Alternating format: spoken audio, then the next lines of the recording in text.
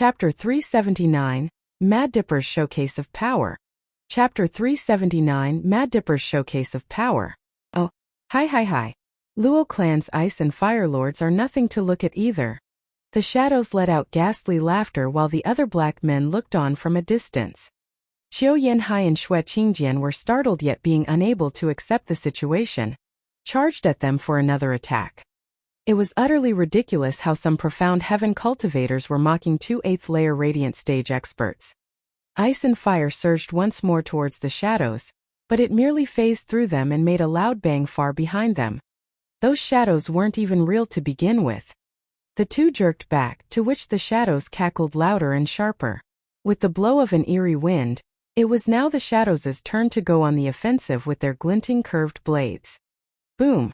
The duo sent blows all this time, but not even one was of use. They couldn't lay a finger on them. As the shadows drew closer, they shot silver lights at them, forcing the tense couple back. A moment of carelessness was enough for one of the lights to land, dissolving their clothes. It was this close to poisoning their bodies too. That only got the two of them even more frightened. And while they were pulling back, the shadows grew cocky with laughter and movements. Qiu Yanhai and Xue Qingjian grew grave, unable to block the shadows' advance. And there were still many more of those black men glaring over as well. Li Jingtian watched it all with a cold trembling eye. Their cultivation method is like those pygmies' unity tactic, but not quite. The four scheming demons' every move matched flawlessly, in tune with each other, while these guys fought by themselves. There was no mystical art behind it to allow them to phase in and out of reality either. It ought to have the same weakness either way. Li Jingtian's eyes flashed with resolve. The power couple had had enough by the looks of it. Xue Qingjian cursed back oldly, "What are you standing around for? Do something." "Ah!" Xue Qingjian cried, getting scared by a curved blade flying at her neck. Qiu Yanhai was distressed, yet he was blocked by 6 shadows himself. All he could do was watch his dear wife get skewered. Li Jingtian roared, "They have no bodies. Use soul attacks." The couple woke up to this obvious truth. Of course.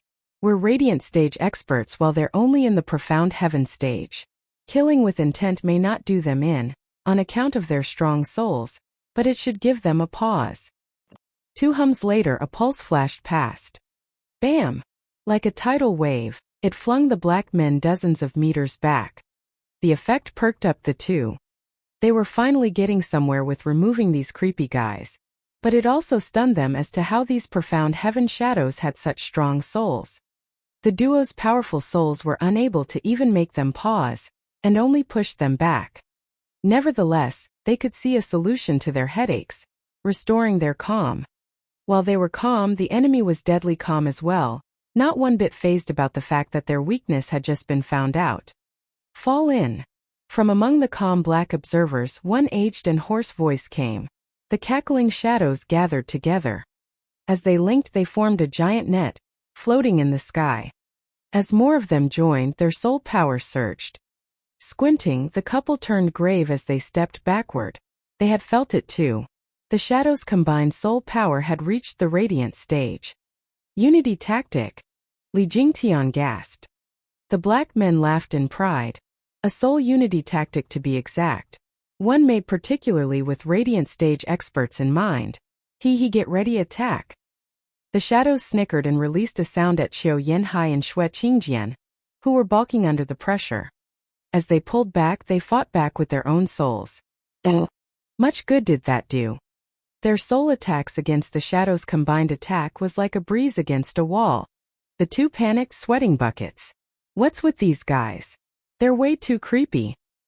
No matter what they did, it proved to be pointless. Life and death art then. They had tried it earlier and it didn't do a damn thing. A stronger attack but still very much physical. That left backing up more and more the only choice, leading to their increased vexation. And lead to the growing joy of the black men, cackling like victors. Whoosh! Li Jingtian flashed in front of the couple, facing the incoming shadows. "Elderly, what are you doing?" Qiu Yanhai shouted. Grinning, Li Jingtian's eye shone. "Isn't it obvious? Shutting them up." With jumping eyebrows, the couple was still clueless when Li Jingtian made a sign. Staring at the shadows, humph, ignorant whelps. A Luo clan's elder isn't someone you can understand. Wraith style, third move, Necro Dragon Screech. Roar. Li Jingtian's roar sent the surroundings rumbling. The image of a dragon charged with claws and fangs bared, ready to tear anything to pieces. The shadows only noticed when the dragon was upon them. Boom! The explosion shook the entire mountain range and cracked the land. The shadows' perfect formation scattered like flies. They had no time to make sense of it as they blacked out.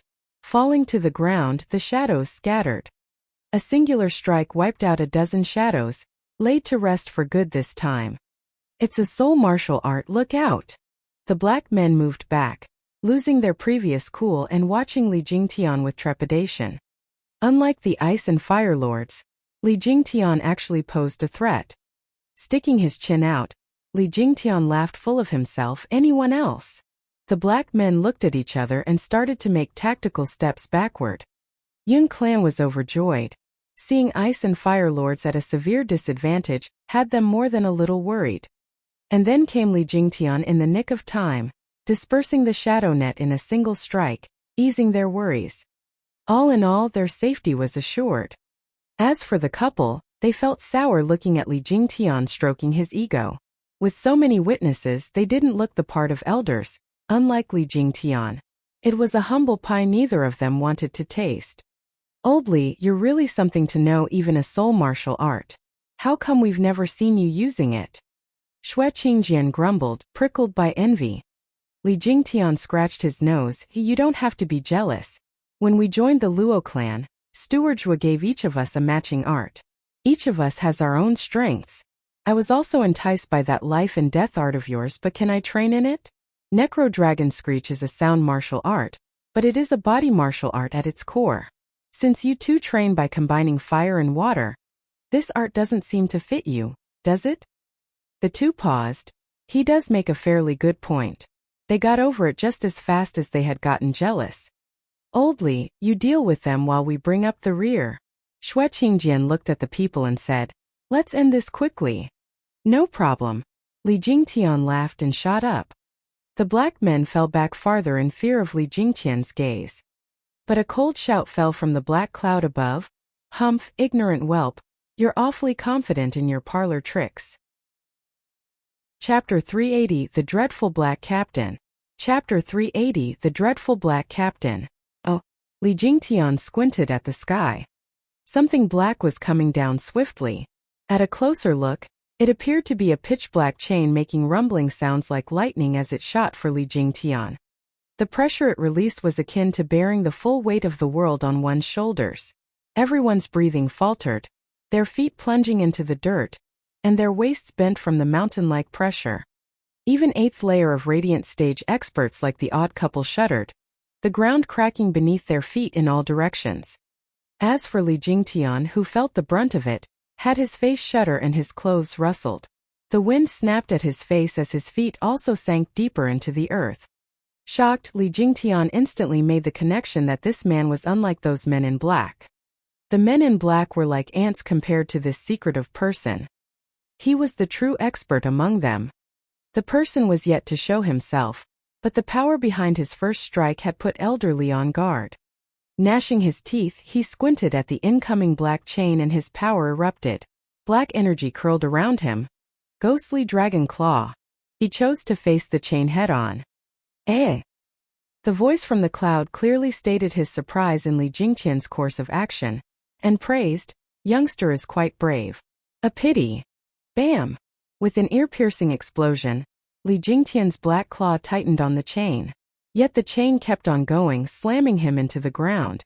The earth shattered, picking up a huge cloud of dust.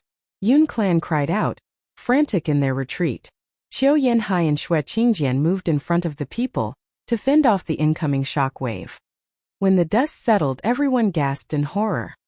The mighty Li Jingtian was planted in a huge 100-meter deep hole. Pale and panting, he was even bleeding from his mouth. Most shocked was the power couple. They were more clear than anyone about Li Jingtian's power, holding their own against him only by using their combined art. Yet this powerhouse was in a sorry state after just one blow. What kind of power was that? Looking up at the black cloud, the two picked up a person drifting down while holding the black chain. He was 9 foot tall, covered in black armor and a billowing black cape. Just like those men in black, he wore a helmet as well, blocking his features yet not his outrageous aura, instilling fear in all of them, including the elders. The first thought that came to mind was the feeling of death. "Captain," the black men saluted. But instead of looking grateful to their boss for lending a hand, they reeked of fear. The captain ignored them. "The enemy this time is a sharp thorn. It is not your fault for needing me to step in." They all eased a breath, a weight off their shoulders. Their captain had outrageous demands off them. He demanded success on every mission they were sent on, which was pretty much guaranteed when this inhuman power that was their captain joined the fray. The captain had a rule, though, to not let the conceit get to their heads. He would never interfere in a mission. If he did, the mission was deemed as failure regardless of the outcome, and the men would be subjected to harsh punishment.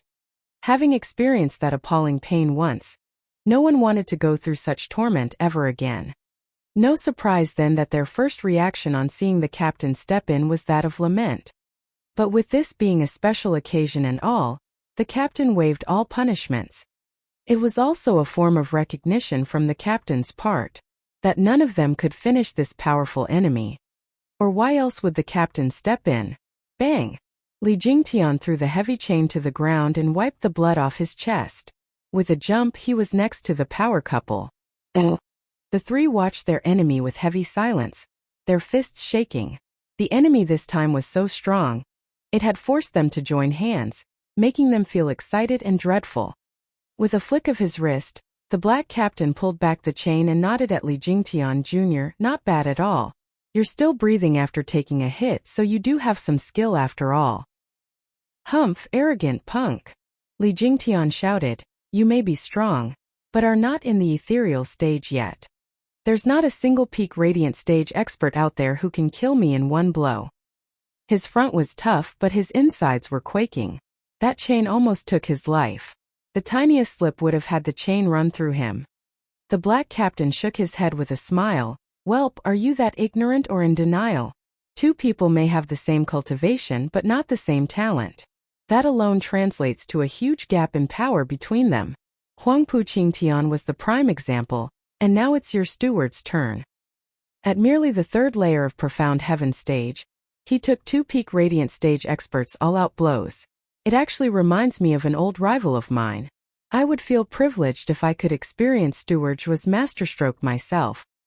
The black captain sighed at the sky, strolling down the memory lane. The 3 elders never let him out of sight.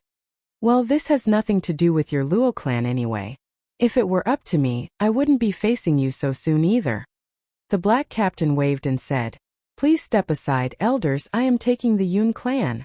Get bent. If I just give them to you, I won't even be able to face the world with shame." Xue Qingjian snapped, shooting for him with Qiu Yanhai fast behind. The two were on him in a blink, striking his chest with their combined power. Fire and water fusion, life and death art. Boom! With a flash of heat, a white jet shot through the black captain's chest and shot into the distance. It then enlarged into a huge glaring light. Everything was burned to a cinder. With a bang, the black chain clattered on the ground, and with the dying of the light, the power couple started panting. There was no one in front of them. The two had finished him off. The two smiled and the Yun clan cheered. Li Jingtian grinned as well, but the black men's gaze made him think twice. Damn it! Because they were unfazed. Their confidence was justified as well. While the couple celebrated, a familiar laughter came. "Ha ha ha. Is this the Luo clan's martial art? Quite impressive, I must say. Today I've truly lived and learned. It's something I have never seen in my life. I see why so many experts got turned on their side. That move might have worked on them, but now..." SSS. Black smoke gathered in the form of a person and then a suit of armor. The black captain was back with a smile. "I am neither man nor shade, but in between. The same move won't work on me." The two's hearts seized. They should have known this by now. With the black men turning into black smoke to avoid physical attacks, their captain ought to follow the same logic.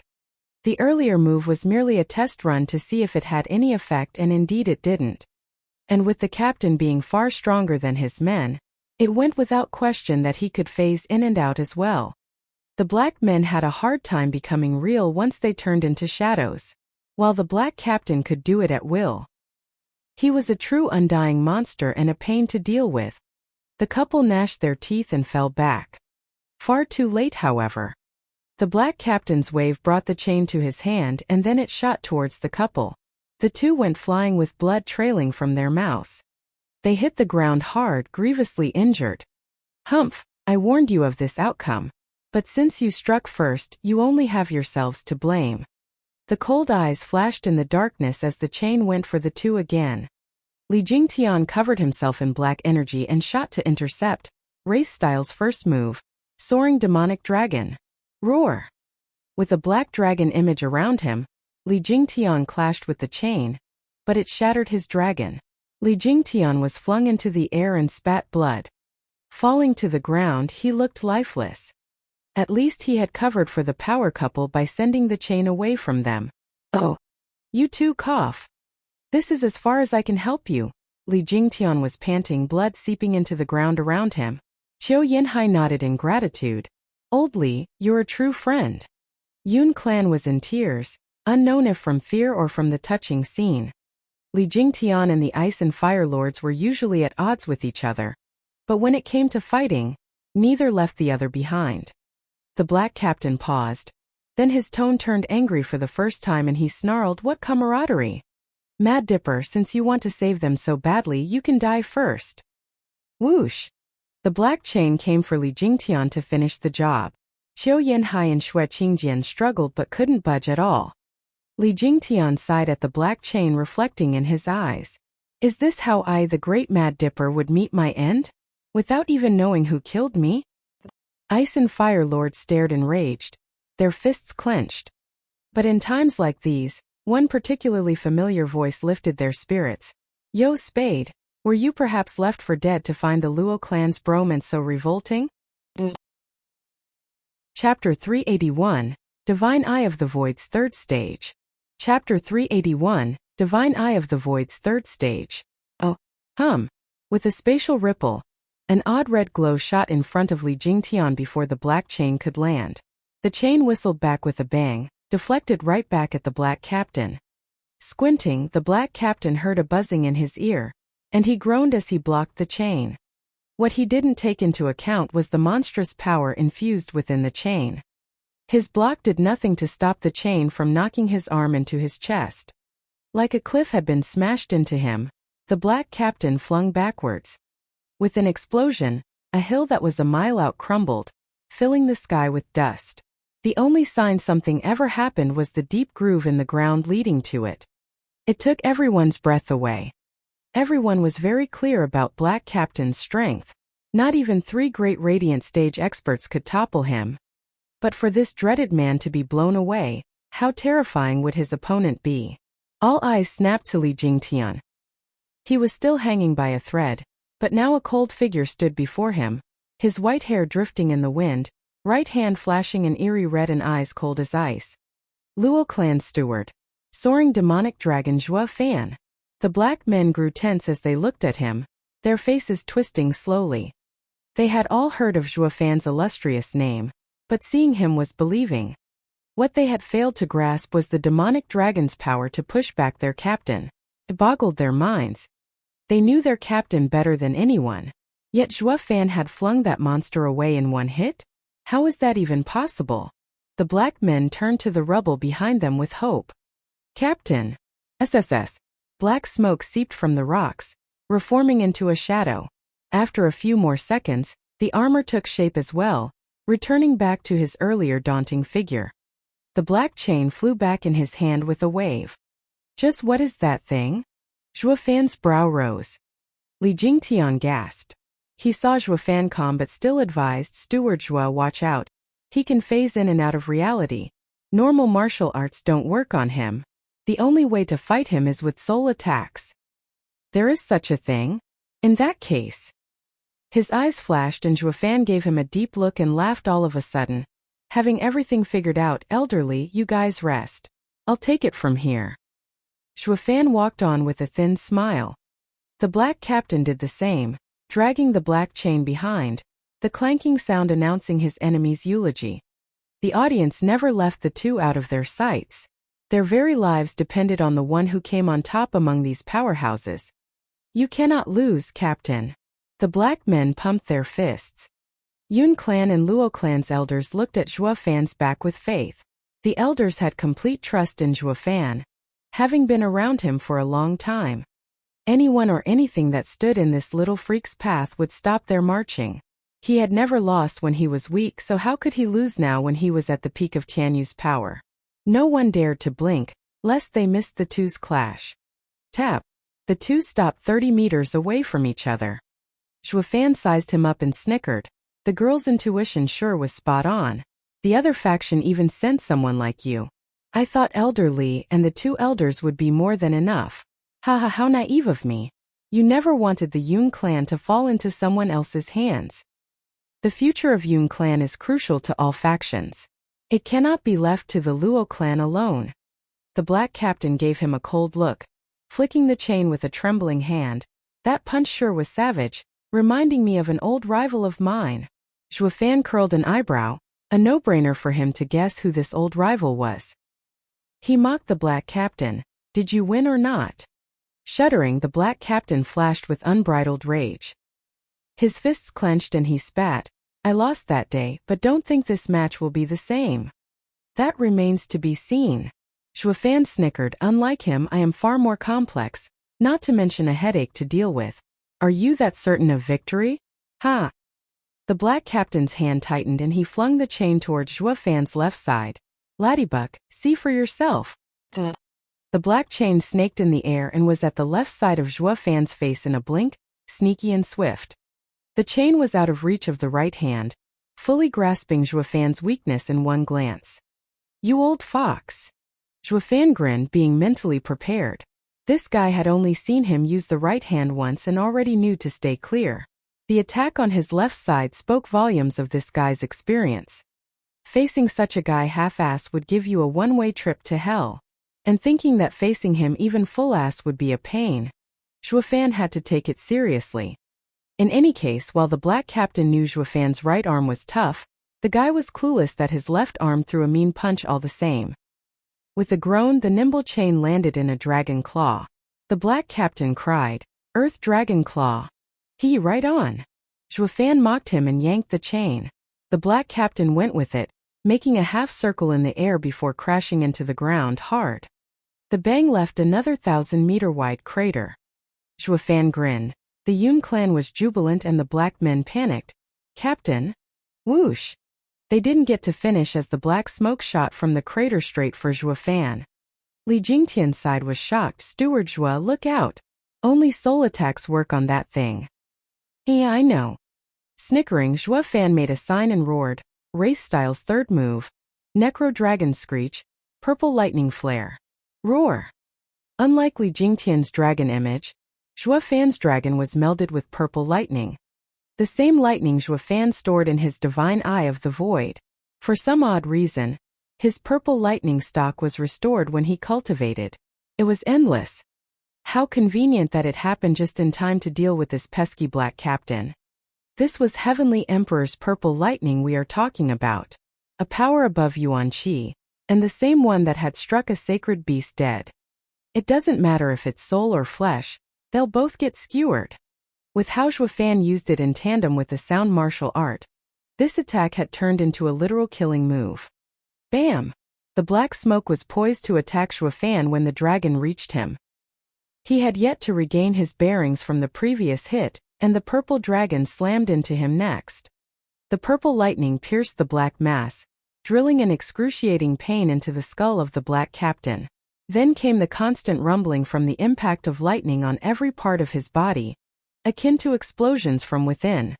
All the audience heard was an endless cry of agony, as the black captain rammed himself left and right like a headless chicken. By the time it all came to an end, the shadow reformed, but on all fours, panting from exertion. The black men were shell-shocked. Not for the life of them could they recall when their captain was in such dire straits.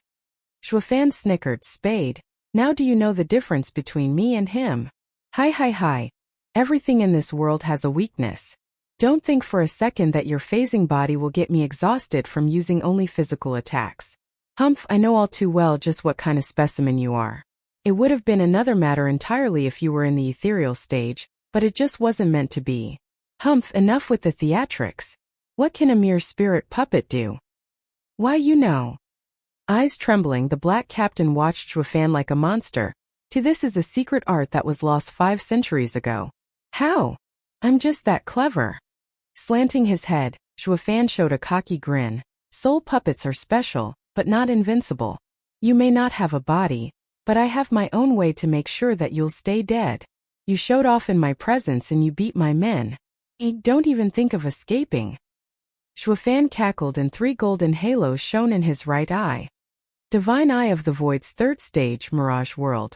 Oh. The Steward Demonic Emperor. Chapter 382 Mirage World. Chapter 382 Mirage World. Oh. An unnatural space ripple spread around and the black men and their captain saw the world twist before their very eyes. In a blink, their view was replaced with endless white light with nobody else in sight. Bewildering array. Black Captain cried, impossible. When did you set it up? Ha. That's private information. Shuafan faded in with a twisted smile. Spade, turning into a spirit puppet gave you a brilliant escape route. A spirit puppet can fade in and out of reality, neither man nor shade. While elusive at the same time you don't have a body. Your soul has nowhere to hide, making it easy to just poof you out of existence. One other thing, your soul sense is 100 times more acute than a normal person. An advantage, yes, but not when it comes to experiencing pain. Shuafan punctuated by stabbing the horrified black captain with a blade. Ah! A wail like no other echoed. Black Captain was soaked in sweat and crumbled to his knees. His eyes were full of fear towards Shuafan. Clang! Shuafan had another blade flash in his hand and casually went for his back this time. The black captain jumped back. Just when he thought he was in the clear, the pain came and so did the shrieks. Looking back he saw a bright long sword stuck in his back, the same one Shuafan had. Ha, try not to dodge. You'll only waste your energy. With a wide grin Shuafan said, didn't I tell you, having 100 times more acute soul sense is not all it's cracked up to be, especially when it comes to pain. Props for figuring out this is an illusion, but in here what's real and fake have been switched. And guys like you, who use phasing as an escape will find themselves much weaker than anyone else. Not to mention the time here is slower. I may have taken my sweet time poking you twice, but outside it hasn't been a second. We've got all the time in the world to enjoy.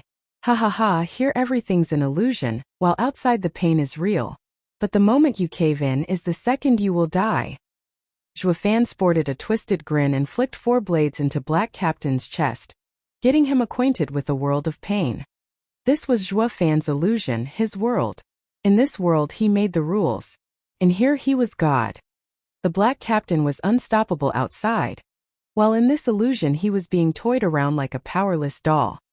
And when the pain proved to be too much for his mind to handle, his soul would just fly away. This was Divine Eye of the Void's 3rd stage, Mirage World, a place where Shuafan created and controlled everything. This breakthrough in Divine Eye of the Void came somewhat fast, having lacked the needed soul power to achieve it. But through the refinement of the Sea Phantom wings, the strange power of the wings resonated with Mirage World, leading up to a wonderful coincidence.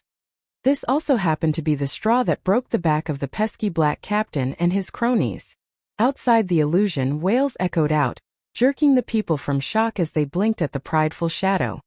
Shuafan was just standing there as well, facing the previously outstanding black men as they rolled on the ground shouting in agony. Like they are getting friggin' tortured. Just how big a gap in strength is there? Steward stays true to his reputation as a monster. The elders were dumbstruck. They knew Shuafan was awesome, but this was a bit outrageous. He flipped the tables with just a glare. Yet the glare still wasn't over and the enemies writhed in pain. The trio looked at each other and sighed. They were Luo clan's elders, Zhua Fan's backup. But the kid had outgrown them, entering a totally new realm. Gazing at the high and mighty white-haired figure, the three sighed. The little freak is so fast, not even our ass-kissing can catch up. How would they know that the Mirage world was sucking Zhua Fan off soul power? He may look cool standing there, his 3 golden halos flashing in the right eye, sending the enemies into a world of hurt. But his brow was soaked, his mind raving. These damn rotten bastards can still take it? I've got 3,600 blades poked into them, yet they just won't die. This must be the fruit of the torturous training they do each day to build such grit. Just as he finished that thought, a black man held his head with a groan, rolled around 100 times on the ground, kicked his legs at some point and then just laid there. In the real world, black smoke drifted out of armor. The gear clattered to the floor empty. Zhua Fan grinned and spat. It's about time.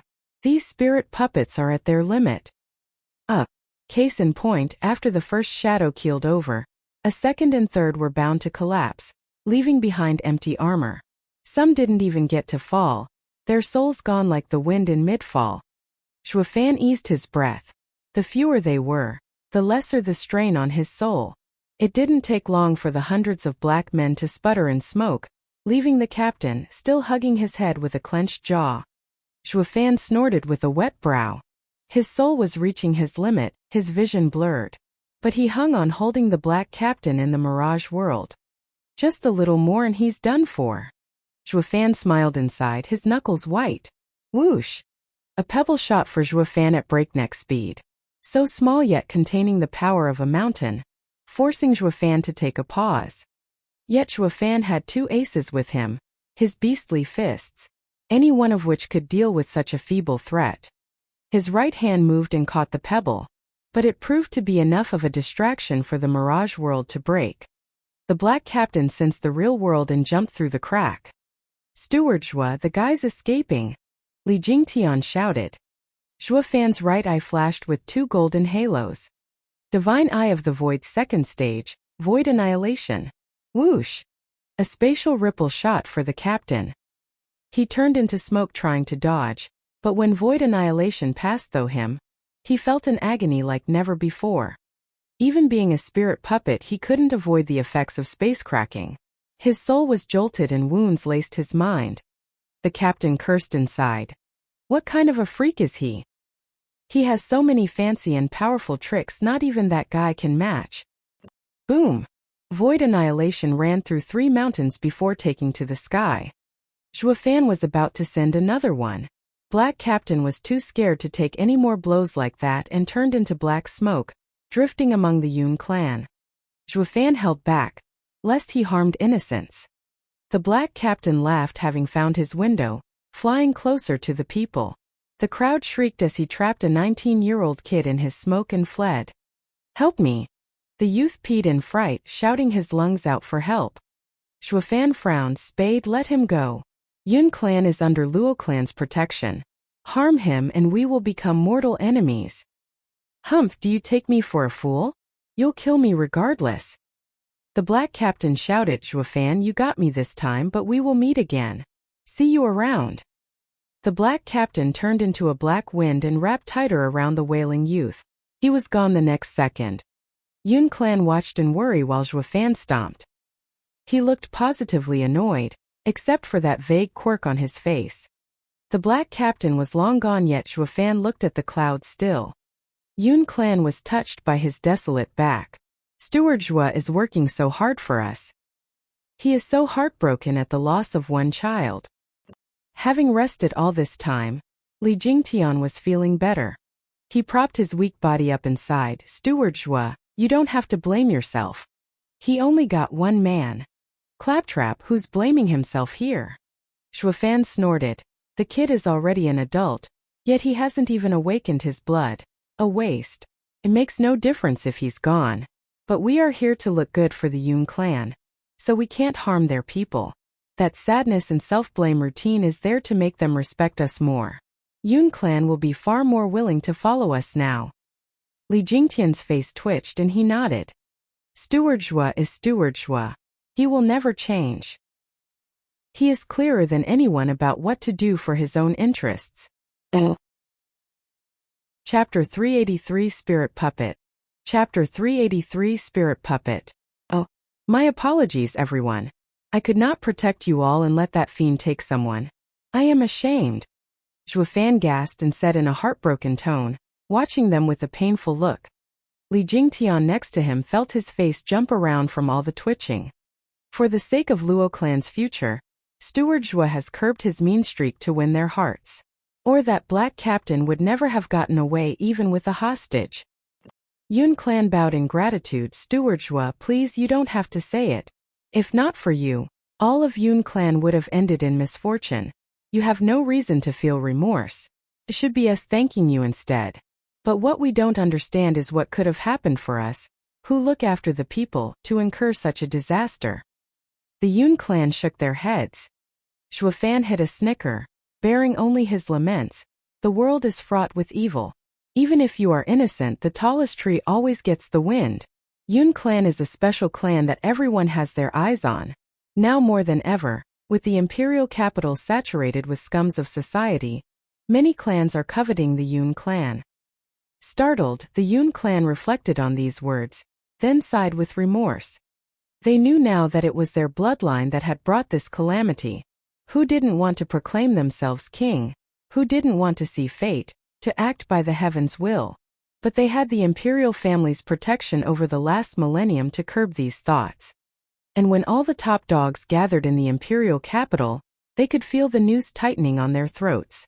It started with clan head Yun Xuanji, a show of the culprit's cruelty and savagery. They did not know who did it, but one thing was clear. Staying put would have been obliteration. Clueless as they were, the herald of their calamity was the one in front of them, the demon-turned-savior Steward Zhua. Yun Xuanji ended up dead because he had forsaken his neutral ground and exceeded his standing. It had nothing to do with the rest of the clan. It was actually Zhuofan who incited fear in them, coercing them to flee into his asylum. Yun clan was made up of simple people, who were not sharp enough to guess Zhuofan's multi-layered machinations.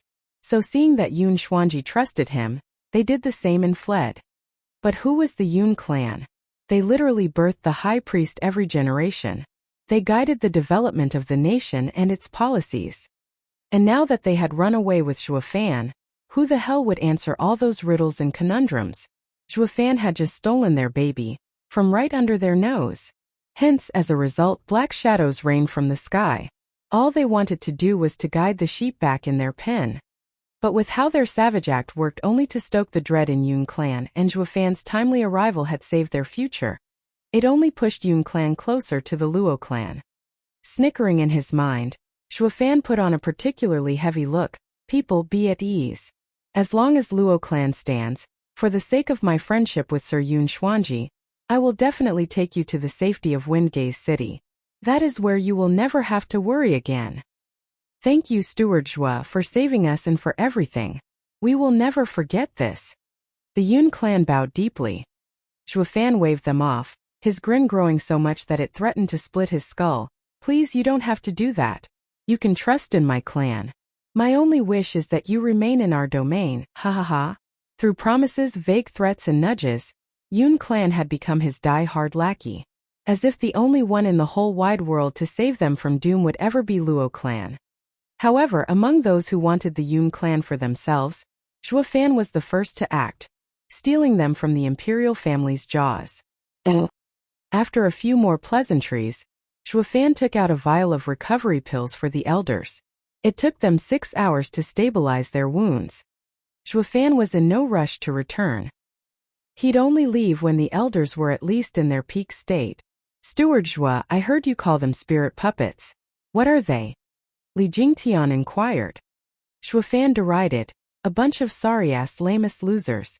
No one would willingly become a spirit puppet unless forced into a corner. The power couple frowned, looking at him all serious. We all know that only by reaching the ethereal stage can one's mind and soul fuse, allowing them to shed their bodies. Even if the body crumbles, you can just possess another. The three nodded. However, what do you think will happen if the body dies before reaching the ethereal stage and the soul lingers? Will it still survive? Zhuofan said. The three shook their heads. The soul can last for 100 days at most, then dies. Li Jingtian's firm answer came. Zhuofan nodded. It would be fine if it were. But the demonic path has a secret art allowing experts beneath the ethereal stage to wander around as their souls, surviving on the spiritual energy of the world. Hence the name spirit puppets. The three sharpened their ears, hanging on to every word. The name says it all. They are puppets of the spirit world. Once a should-be-dead person is refined into a spirit puppet, to say nothing of their soul never growing stronger, he would roam the world as neither man nor shade. A zombie pretty much sums it up. Unless one is consumed by revenge and hatred, one would rather die than choose such a pitiful existence. It is a downright disgrace. On top of that, a spirit puppet has to consume souls to maintain their yuan qi. A truly vile secret art. It hardly matters if they meet me, a demonic cultivator, but stumble upon a righteous cultivator, and those overzealous warriors of righteousness would chase them to the ends of the earth. It is part of their job description and also earns them merit. It does wonders for their mentality, tempering their hearts. The three blinked in understanding. Xue Qingjian then asked, "Something is off here. Steward Zhua, you just said that those filled with immense regret and hatred would turn into spirit puppets, but we just faced hundreds of them. There's no way for there to be so many warriors knowledgeable of this art and be so consumed with revenge. It's too much of a coincidence." Ha ha ha. Those mass-produced goods aren't included. Zhuofan cackled. The other side is amassing a secret army, forcing cultivators into becoming spirit puppets. To Tianyu, who has never seen a shadow of an ethereal stage expert, and with so few martial arts focused on the soul, spirit puppets would be a headache to face. It is a blessing in disguise that they are so hard to make. Not anyone can become one. The slightest slip up and it'd be the end. Elder Li, you know how the kids old Pang is training in the wraith art have a low success rate. Well, this one is even lower, haha. Li Jingtian was stunned. Ever since joining the Luo clan, Captain Pang and he had received close training in the same art. Of course he knew about the young guards Luo clan was rearing as well. For one guy to come out of a batch of 100 was already promising. But with the spirit puppet's chance of being created even lower, isn't it the same as Zhuofan wiping out 100,000 strong army of theirs by killing those hundreds? Li Jingtian had a sour taste in his mouth. Zhuofan laughed, seeing through him. You don't have to worry, they have plenty more where that came from. Ha ha ha. But Steward Zhua, you have no trouble dealing with them while we are hopeless. Teach us how. Xue Qingjian noticed Zhuofan's casual attitude and cutely said. The others looked on with hope. It was tough to say if it was from their incapability to deal with spirit puppets or from the need to learn more of Zhuofan's secrets. Sticking so close to Zhuofan for so long had taught them that his bag of tricks ran deep, in both quality and number. Far better than the entire Tianyu could ever provide. Nabbing one or two of them was the greatest fortune the trio could ever hope for. This was one of the reasons these experts were so casual about staying with Luo clan. To say nothing of a martial fanatic like Li Jingtian, who practically lived for power. With how Zhuofan had had his head deep in official matters, and being lazy on top, he felt disinclined to teach them. Today was the best chance to squeeze something out of him, and they weren't about to miss it. Glancing at them, Zhuofan smiled. No need. Spirit puppets are merely at the 3rd level. Low-level spirit puppets are soul-based, no different from a wraith. With your strong radiant stage strength, your intent is enough to destroy them. Mid-level spirit puppets can enter weapons or armor, making them their vessels and using them to somewhat resist soul attacks. Like those black men. You can't one-shot them, but giving them a deep wound is still easy. The crucial thing is the Black Captain, a peak-level spirit puppet. He can phase in and out, with a soul so strong that only a specialized martial art can defeat him. The three bobbed their heads like eager children. I reckon strong guys like him are limited to just him. And since I've harmed him, he won't be showing his face anytime soon. You can rest easy. Zhuofan waved his hand. The three got his gist and sank into depression. The kid doesn't want to teach us. Xue Qingjian pouted, shaking Zhuofan's hand in a bratty voice. Steward Zhua, we can forget about these crotchety geezers. But what about little old me and my precious body? Who am I to blame if that miscreant scars it? If you are that scared of having your secret leaked, sister will visit you in the dead of night. Will you teach me then? Smiley face. Secret here can also mean a cheat/hack. Zhuofan's face twitched at Xue Qingjian's rosy cheeks. Sister Xue, please have a modicum of dignity and act your age. Your man is right behind you. Steward Zhuo, why are you being so testy? We're all on the same side, I don't mind. If you still find it lacking, I can join you as well. So will I. Qiu Yanhai exposed a disgraceful grin, followed by Li Jingtian's shout. Ugh! Zhuofan almost had a case of the Technicolor yawn. Waving all over the place. Fine, I'll take it as my loss. I'll teach you something, a profound ranked martial art focused on souls. Finger of Death. Chapter 384 Shadow King. Chapter 384 Shadow King. Oh, who? Black smoke floated by a waterfall in the mountains. It reformed into the crooked shape of the black captain as he gasped for life. He was still holding on to the kid who was now unconscious. Ignoring the hostage, he took a gulp from the stream. With a crack like that of a gear turning, the waterfall slowly came to a stop. The pond had a vortex in the middle, draining the icy water to reveal the muddy ground and a stone gate 10 meters below. Black Captain jumped in with the kid and pushed on some ostensibly random stone for the gate to rumble open. The gate closed behind him as he entered, with the sky-high waterfall resuming its flow and the pond filling back up again. The captain hobbled through the pitch-black twisting path. Even with all the jolting, the kid never woke up. A faint candle light sprung in the distance and the captain hesitated, but then walked on even faster. In the glum room, around 60 square meters in size, skipping a torturer's tools of the trade being laid around, a golden sheet ran through the center, dividing the room in two. Plop! The black captain threw the hostage down and knelt before the cloth. I have failed you and await my sentence. You failed. The aged voice from beyond carried shock. For even you to fail. Sigh. The sighing black captain was lost for words as well. His eyes dimmed and he collapsed. The voice came again. And you're also wounded. Whoosh. A black flash reached the black captain before the aged voice could, giving the captain a pill. When his breathing evened, the man with the bamboo hat eased a breath and said at the curtain, Please relax, sir. Senior has sustained heavy injuries and only needs time to heal. What heavy injuries? The old man was astounded. Just who is capable of harming you to such an extent? Not even Gu Santong could do this. The man behind the veil was quite aware of Black Captain's specialty, a phase in and out. He couldn't deal with Gu Santong, but that little freak's ridiculous strong arm could do nothing just as well. There's actually another person in Tianyu that can rout him besides Gu Santong. The Black Captain sighed. It's Zhuo Fan. He has that kind of skill. Ha ha ha, and more to spare. Even I had to step in but played right into his hand. The captain sounded morose. That brat is a deadly combination of an extended range of skills and ample experience. I used to think my secret art was lost 5 centuries ago, that no one in Tianyu knew of it. But he saw through me with a glance and then toyed with me. I only escaped with my life by taking one of the Yun clan's members hostage. The captain sighed, his eyes consumed by dread. He'd been running amok across Tianyu for centuries, yet a pipsqueak like Zhuo Fan showed up, robbing him of all repute and turning him into a bottom feeder. Zhuo Fan is an even worse headache than Gu Santong. The captain sighed.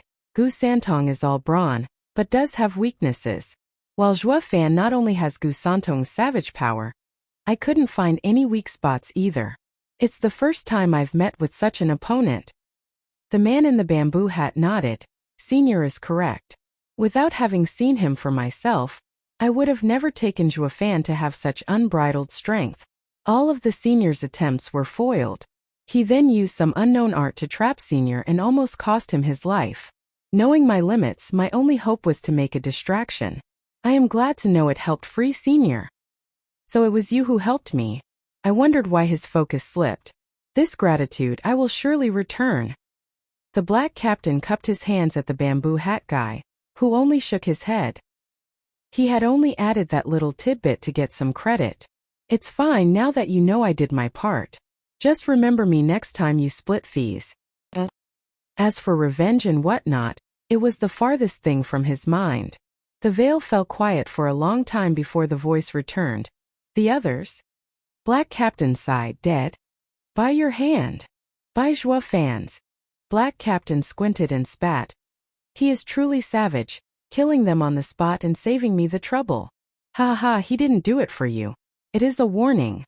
He doesn't want a falling out and went easy on us. The voice behind the veil came. Oh. The two were clueless and the voice explained. With Zhua Fan's guile, it would be easy for him to track you down. Since he wasted all of them, it proves that these men had no use to him, that he knows all too well who we are but does not want to expose us. What? The two were dumbfounded. The veil flew aside and the emperor in his golden dragon garment walked out, not just him. After the high priest died, Zhuge Changfeng and Leng Wuchang soon casted their suspicions on us. Why else would they support each other in court today when I wanted to deal with the regent estate and Zhua Fan in one move? They feared I would swallow them both. I underestimated you, Zhua Fan. Your mind is sharp, your nature adaptable. Like water under the bridge, you set it all aside, uniting with your foes. You are a man with perspective. The emperor's cold laughter came. Hidden within was a thick trace of bloodthirst. The bamboo hat fell and revealed the monochrome chess sage, Sima Hui. Sima Hui looked hard at the emperor. Your Majesty, what do we do about Zhua Fan taking Yun clan to Windgaze City? The Shadow Guard's first detachment was wiped out and Senior is heavily damaged. How do we stop Zhua Fan and the Luo clan's 3 elders? That is the source of my anger. The emperor flicked his sleeve. I just can't make anything of Yun Xuanji's decision of relinquishing a 1,000-year-old neutrality by siding with the Luo clan who he has had no relation to speak of. And for what, for Zhua Fan? I thought I showed my forbearance when I closed my eyes to him reading Huangpu Qingtian's fate. Because I knew the throne is 3 parts fate, 7 parts hard work. I am a true celestial dragon, the son of heaven. I don't fear the likes of Huangpu Qingtian coming to take my rightful place. Yet he had sided with Zhua Fan? And what did Zhua Fan do? The man had just died and his first order of business was to take the Yun clan away from my grasp. A selfish prick for whom the thought of giving a funeral never even crossed the mind. How can he trust cough? The emperor's raving stopped in a coughing fit. Sima Hui took a hanky and tended to the emperor. When he took it back there was blood on it. Your Majesty, Sima Hui cried. The emperor waved. It's fine. I can reign in Tianyu long enough to leave a successor. The emperor took a deep breath to calm himself. Shadow King, you are one of the 4 pillars of my absolute trust and the most secretive being in this world. Everyone who has ever met you has long since died. With one exception, Zhua Fan. Fate, it seems, isn't reliable but can't be thrown aside either. The kid is your bane, so make sure to stay as far away as possible. But, Your Majesty, Shadow King complained. The emperor waved. Zhua Fan is a snake with outrageous power. The only way to get rid of him is by turning him into a beacon in all the chaos. Now all rests on my planning. I only wanted to raise a tiger to tear into those savage beasts and strengthen my position. Yet instead I've reared a dragon, and worst of all a dragon I can't control. Zhua Fan, he is a true combination of Gu Santong and Zhuge Changfeng. He is the greatest plague on my mind. The emperor sighed, a glint flashing deep in his eyes. Shadow King and Sima Hui nodded in the end. Zhua Fan's power and threat left all of them coming empty-handed. Was one of the 3 minds of Tianyu devious in ploys and tricks, that easy to topple? Was someone with hands as tough as Gu Santong's, equipped with crazy skills to make even Shadow King dumbstruck, going to keel over just like that? Someone well-rounded like Zhua Fan, versed in brawn and brain, left all his enemies feeling they were chewing a rock. Chapter 385 with me. Chapter 385 with me. The emperor showed worry and turned to the unconscious Yun clan member. Bring out the other eye and see if it hold. Understood. Shadow King lifted the kid up and his other hand flashed, revealing a bloody eye. It was now that the kid decided to join the party, looking at the 3 in panic. Who are you? What are you doing? Humph. We're just giving you the opportunity to become the new high priest. Shadow King snickered as his closing hand reflected in the eye of the distraught youth, before he gouged it out. Ah! The wailing and pain commenced, yet the kid was unable to move an inch. Shadow King then placed the other eye inside the kid's socket and forced the wound to heal. Blood stopped leaking and the new eye fused with its new host. The trio nodded at the handiwork. Their joy was short-lived as the youth howled like a banshee. Under the trio's shuddering eyes, the kid thrashed all over. His new eye turned into a black sphere. It released a black energy that infected his body. In a flash, the kid became black as night and crumbled to ashes along with the eye. Like I thought. Eaten away by the mystical eye. The outcome came at no surprise for the emperor. But that didn't mean he accepted it. Frowning, he sighed. Yun Xuanji's mystical eyes can't be grafted into others, leading to the host being eaten from within. But to think that it won't work even on his people. The Yun clan will have to first awaken their blood to bear these mystical eyes. Nodding, Sima Hui sighed, Your Majesty, it makes sense. Yun clan wouldn't have survived for so long if anyone could use them. Everyone would have been scrambling for their eyes otherwise. The emperor nodded, quite so. But that only leaves Holy Maiden Yun Shuang as a reader of fate. And she is now with the Luo clan. Your Majesty, you are the one and uncontested ruler on this earth. A true dragon descended on earth. As she belongs to the Yun clan, she will one day fall into your hand. Sima Hui bowed. The emperor paused in thought and said, If only. Meanwhile, Zhuofan looked after the elders' wounds while also teaching them the finger of death. After 10 days under his careful guidance, the three recovered and were on the road again. While he backtracked to the Regent of Posterity's compound. Whoosh! Zhuofan flashed inside the manor, finding with his sole sense that all were accounted for and safe. No one used my absence to cause a scene at Luo clan while I was out helping the Yun clan. He knew all too well that a delicate balance was in play, and that no player wanted it askew. It was also the most peaceful period. Steward Zhua. Zhuofan turned his head at the charming voice, finding Yun Shuang running to him. Frowning, Zhuofan saw her distraught and asked, Miss Shuanger, what is it? Yun Shuang bit her lip, stammering, Steward Zhua. You already know who killed grandfather, don't you? Quivering on hearing this, Zhuofan held her gaze. Who told you that? It doesn't matter. What matters is that you do. Yun Shuang's gaze was set, her tone firm. Zhuofan ignored her and pondered before bursting, Ha ha, I get it now. It must be that pair of old coots giving me a hard time. Humph, they don't want to stick their neck out, so you fake innocence here, is it? Your time will come, that I promise. Zhuofan knew on the spot that Zhuge Changfeng and Leng Wucheng had a hand in this. They both knew Zhuofan wanted the Yun clan and Yun Shuang. Yet they nudged her into demanding an answer from him. If he refused, Yun Shuang would be cross with him. It might even drive her to regent estate or prime minister. If he told her the truth, Luo clan would become the first to clash with the imperial family, the pioneer to throw all this balance out of the window. He was at an impasse. Steward Zhua, you actually do know, don't you? Yun Shuang guessed as much from his tone. Then tell me. Why should I? Zhuofan cut her off. Your clan is a target that I am willing to protect. In layman's terms, you owe me, not the other way around. What gives you the right to question me? To tell you everything? Humph, hysterical. Zhuofan snorted and left. Yun Shuang rushed to block his way, begging, Steward Zhua, what will it take to tell me? Zhuofan stared down those hopeful big eyes of hers. He spoke after a pause. You really want to know? Yun Shuang nodded, her gaze steeled. Grinning, Zhuofan leaned in her ear, his breath tickling and her face aflame. It will depend on your behavior. I have no reason to tell anything to someone who isn't with me. Yun Shuang shuddered, then watched him incredulously and flushed with red-hot cheeks from humiliation. So this is who you are, Steward Zhua. Someone who preys on others' weaknesses. Biting her lip, Yun Shuang teared up. Zhuofan snickered, you got that right. I am no goody two-shoes. Besides preying on others, my style includes, but is not limited to, robbing someone blind, using their plight and kicking them when they're down. So do you accept it? Zhuofan looked like the big bad wolf out on the prowl for harmless little lambs. Yun Shuang's biting of her lips drew blood. Her hands tense from the inner conflict. She sighed, Steward Zhua. Give me time to think. Sure, take all the time in the world. I'm in no hurry. Zhuofan's lazy tone came, cocksure everything was at his fingertips. Yun Shuang glared and stormed away.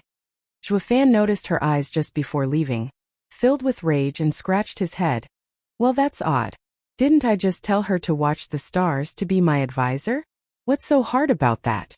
She must be dead set on ironing out all my crookedness. Then she'll help me. But have you ever heard of a kind demonic emperor? Humph. Zhuofan grinned on his way to Luo Yunhai. It's been too long since I gave the future clan head a lesson. How long will it take to shape him up? Well, it's not like I have anything better to do, so I might as well teach him some more. Not like I can leave the clan's fate in the hands of an ignorant kid. I'll never know rest. He got to the Regent of Prosperity's room, only to find it stacked with gifts. Luo Yunchang and Princess Yongning were there too, chatting away. Brother Zhua, you're back. Luo Yunhai beamed. Luo Yunchang giggled while Yongning raised an eyebrow. Zhuofan, took you long enough. What could have kept the great steward away for so long anyway? Luo clan was swamped with work the past few days, and in your absence, I had to go out of my way to help you all. Don't just stand there. Hurry up and thank me. Zhuofan's face twitched, setting my matters aside. Princess Yongning, what's a lass like you doing by still coming around here? Aren't you supposed to be grounded? He knew the emperor had grounded the princess to her room before the court debacle. So what was she doing back here after only a few days? Those palace guards are too lazy. Pa!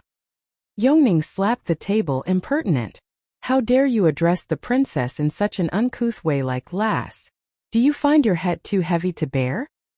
Zhuofan only gave her a roll of the eyes. Yongning was enraged, while also even more intrigued. Where does a mere steward get this kind of gall from? Luo Yunchang shook her head, trying to mediate. Sister Yongning, calm down. That's how Zhuofan is. No one can change him. If you don't like him, you can just avoid him. How can I? Why else do I hear? Yongning blurted. She blushed at her slip, making up an excuse on the spot. I mean, my patience knows no bounds. How can I stoop to his level? Luo Yunchang saw through her in an instant. Humph, you think I don't know your thoughts? You even have that look in your eyes. Why is it that the hate and anger in your gaze looks dangerously close to flirting?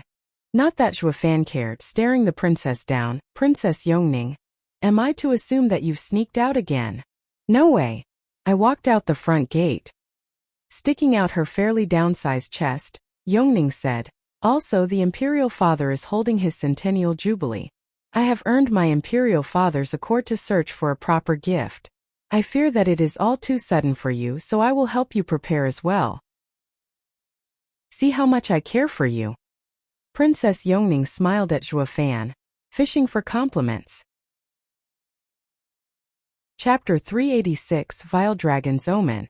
Chapter 386 Vile Dragon's Omen. Oh, Zhuofan couldn't care less, nodding by instinct alone as he made his way away from her. The blank look of indifference dimmed the princess's enthusiasm as well, her tone becoming sour and biting. Yunchang, is this how you teach your servant? He's like a popinjay. Ha ha, forgive me, sister. He doesn't know any better. You can just ignore him. Luo Yunchang consoled her, while dancing inside. This princess has set herself up for disappointment. Zhuofan has never bothered with her. She already had enough rivals and could surely do without any extras. Luo Yunhai glanced at the girls and said coolly, if Brother Zhuo was like you family stewards, would you be flirting with him and chasing him all day long? Hey, who's chasing whom here? Who's flirting? The two girls snapped at the same time. Luo Yunhai just shook his head. I am doing the chasing and flirting, alright? Brother Zhuo must have come for me, so I'll be going now. Luo Yunhai chuckled away, leaving two tomatoes behind, sunk in awkward silence. At one point they glanced at the door with admiration for Luo Yunhai. He could go to Zhuofan whenever, while they had to find an excuse to maintain their prim and proper reputation.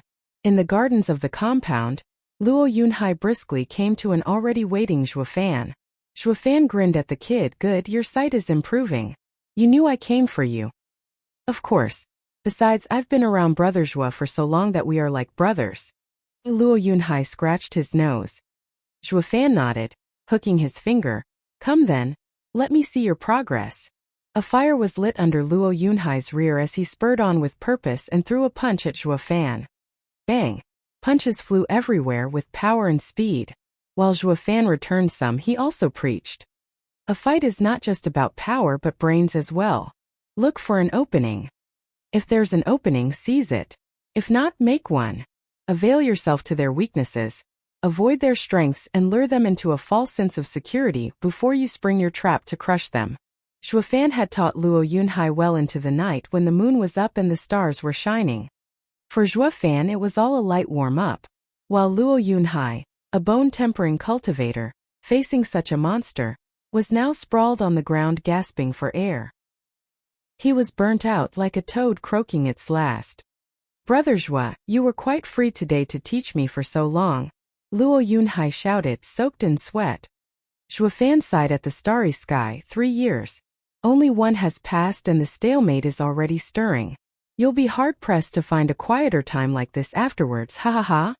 Zhuo Fan shook his head, patting Luo Yunhai's head before going to his room. The thought of leaving again soon left him bleak. Luo Yunhai gazed at the prideful back. He sensed something and picked himself up to go find Luo Yunchang. Creak. Zhuo Fan entered his room and sighed. He frowned, having smelled something off about his chambers. Scanning the room, he arrived at the bed, with something squirming beneath the covers. Who's there? Zhuo Fan said. The squirming thing got squirmier. Zhuo Fan flicked the bedding off, but the squirmy thing left him speechless. The fair skin of a tight body, covered in thin red silk that could fly away at a simple breeze, was right there for the taking. The owner of such a work of art had her eyes closed shut and teeth clenched while she was shivering and in silent tears. Miss Schwanger? Blinking, Zhuo Fan swallowed dryly. What are you doing in my bed? Looking like this, no less. His voice trailed off, his shifty eyes gawking in all her splendor. Yun Shuang blushed harder and shouted, Isn't this what a beast like you wanted? I only hope you will keep your promise once you have had your way with my body. Schwanger, I think you may have slightly taken this the wrong way. When have I asked this of you? Zhuo Fan's brain turned to mush. Not that his sly eyes ever stopped soaking up the view. Yun Shuang was mortified. Is this how he acts? He got what he wanted and now plays the gentleman? Like she was to blame for coming into his bed, and he was honest to God. Yun Shuang snapped. Zhuo Fan, are you mocking me? You clearly said to be with you and now you deny it. What am I to understand? Zhuo Fan finally figured it out and waved his hands around. A total misunderstanding. I never meant it in this way. I only wanted you to be on my side, to look into fate, to be my advisor and not to preach me about growing a conscience or becoming goody-goody. That's all. But for you to jump to the conclusion that I wanted you to make such sacrifices. What was I saying again? Where was I? Zhuo Fan scratched his head. Yun Shuang snapped her eyes open, buried her head deeper from shame and cried. Her mind took a shortcut to the facts, leaving her to do such an embarrassing act. Zhuo Fan panicked. The cool him was now lost as to what to do with a crying lady, so he took his clothes and covered the lithe figure. A sudden bang on his door forced it open and a crowd stormed in with Luo Yunhai in front, laughing. Brother Zhuo, me and sister talked to Captain Pang and heard today is your birthday. Come. Let's go to your party. Luo Yunhai's eyes landed on the bed. He gave an awkward chuckle and scratched his head. I see you had your own bit of fun already. Then we won't bother you, he. Carry on. What won't bother? Zhuo Fan, explain yourself. Luo Yunchang turned from happiness to anger at the drop of the hat after gazing on the bed, pointing at the squirmy thing under Zhuo Fan's clothes. Who's she? Where did she come from? Glimpsing at the fine white skin of the exposed legs, Luo Yunchang was incensed. This dense guy at least has good taste. The girl under there must be a doll. Zhuo Fan shrugged, having no explanation pop into his head.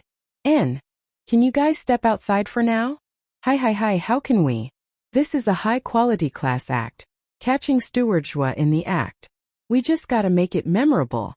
Sly Demon always looked for trouble. Then the violent demon cuffed him. A load of tripe. Steward Zhuo is the perfect stud muffin single too. He is a perfect catch any woman would swoon over. The other pygmies bobbed their heads sagely. Zhuofan's face sank, glaring at the four. These *ts are only making it worse. The one who was the real troublemaker here was in fact the princess. Others, for better or worse, were aware of saving his skin, merely wagging their tongues. While Her Highness took 2 steps forward and yanked the shirt off. Let's see who you are and if you're worthy of our Grand Steward Zhu. Yun Shuang curled up with a cry, this act filling her with shame for being seen like this. Zhuofan's right eye flashed golden. Divine Eye of the Void's first stage shift. Yun Shuang and Zhuofan were gone the next second, leaving the audience puzzled and sighing. They ran away. We gotta admit, Zhuofan's trick sure is useful in cases like these. Luo Yunhai couldn't stop laughing inside. He had everyone gather around to ease Zhuofan's loneliness. Otherwise this classic act would never have happened. One thing was certain though, they never figured out who was beneath those clothes. In a pitch-black forest, Zhuofan stood in a clearing watching the expansive night sky. A rustle came and a clothed Yun Shuang came out of the tree line. Her face was still red hot in fact, whenever she glanced at him. Zhuofan only looked at the night sky, giving her the cold shoulder. Like I said, I want your unconditional support. We are a team, you are one of my people. Your grandfather's business is my business. Or the Yun clan's retreat to Windgaze City would have been harder. I admire your grandfather's virtue. Now forget about the matters in the capital. They no longer concern you. Zhuofan's cold tone came.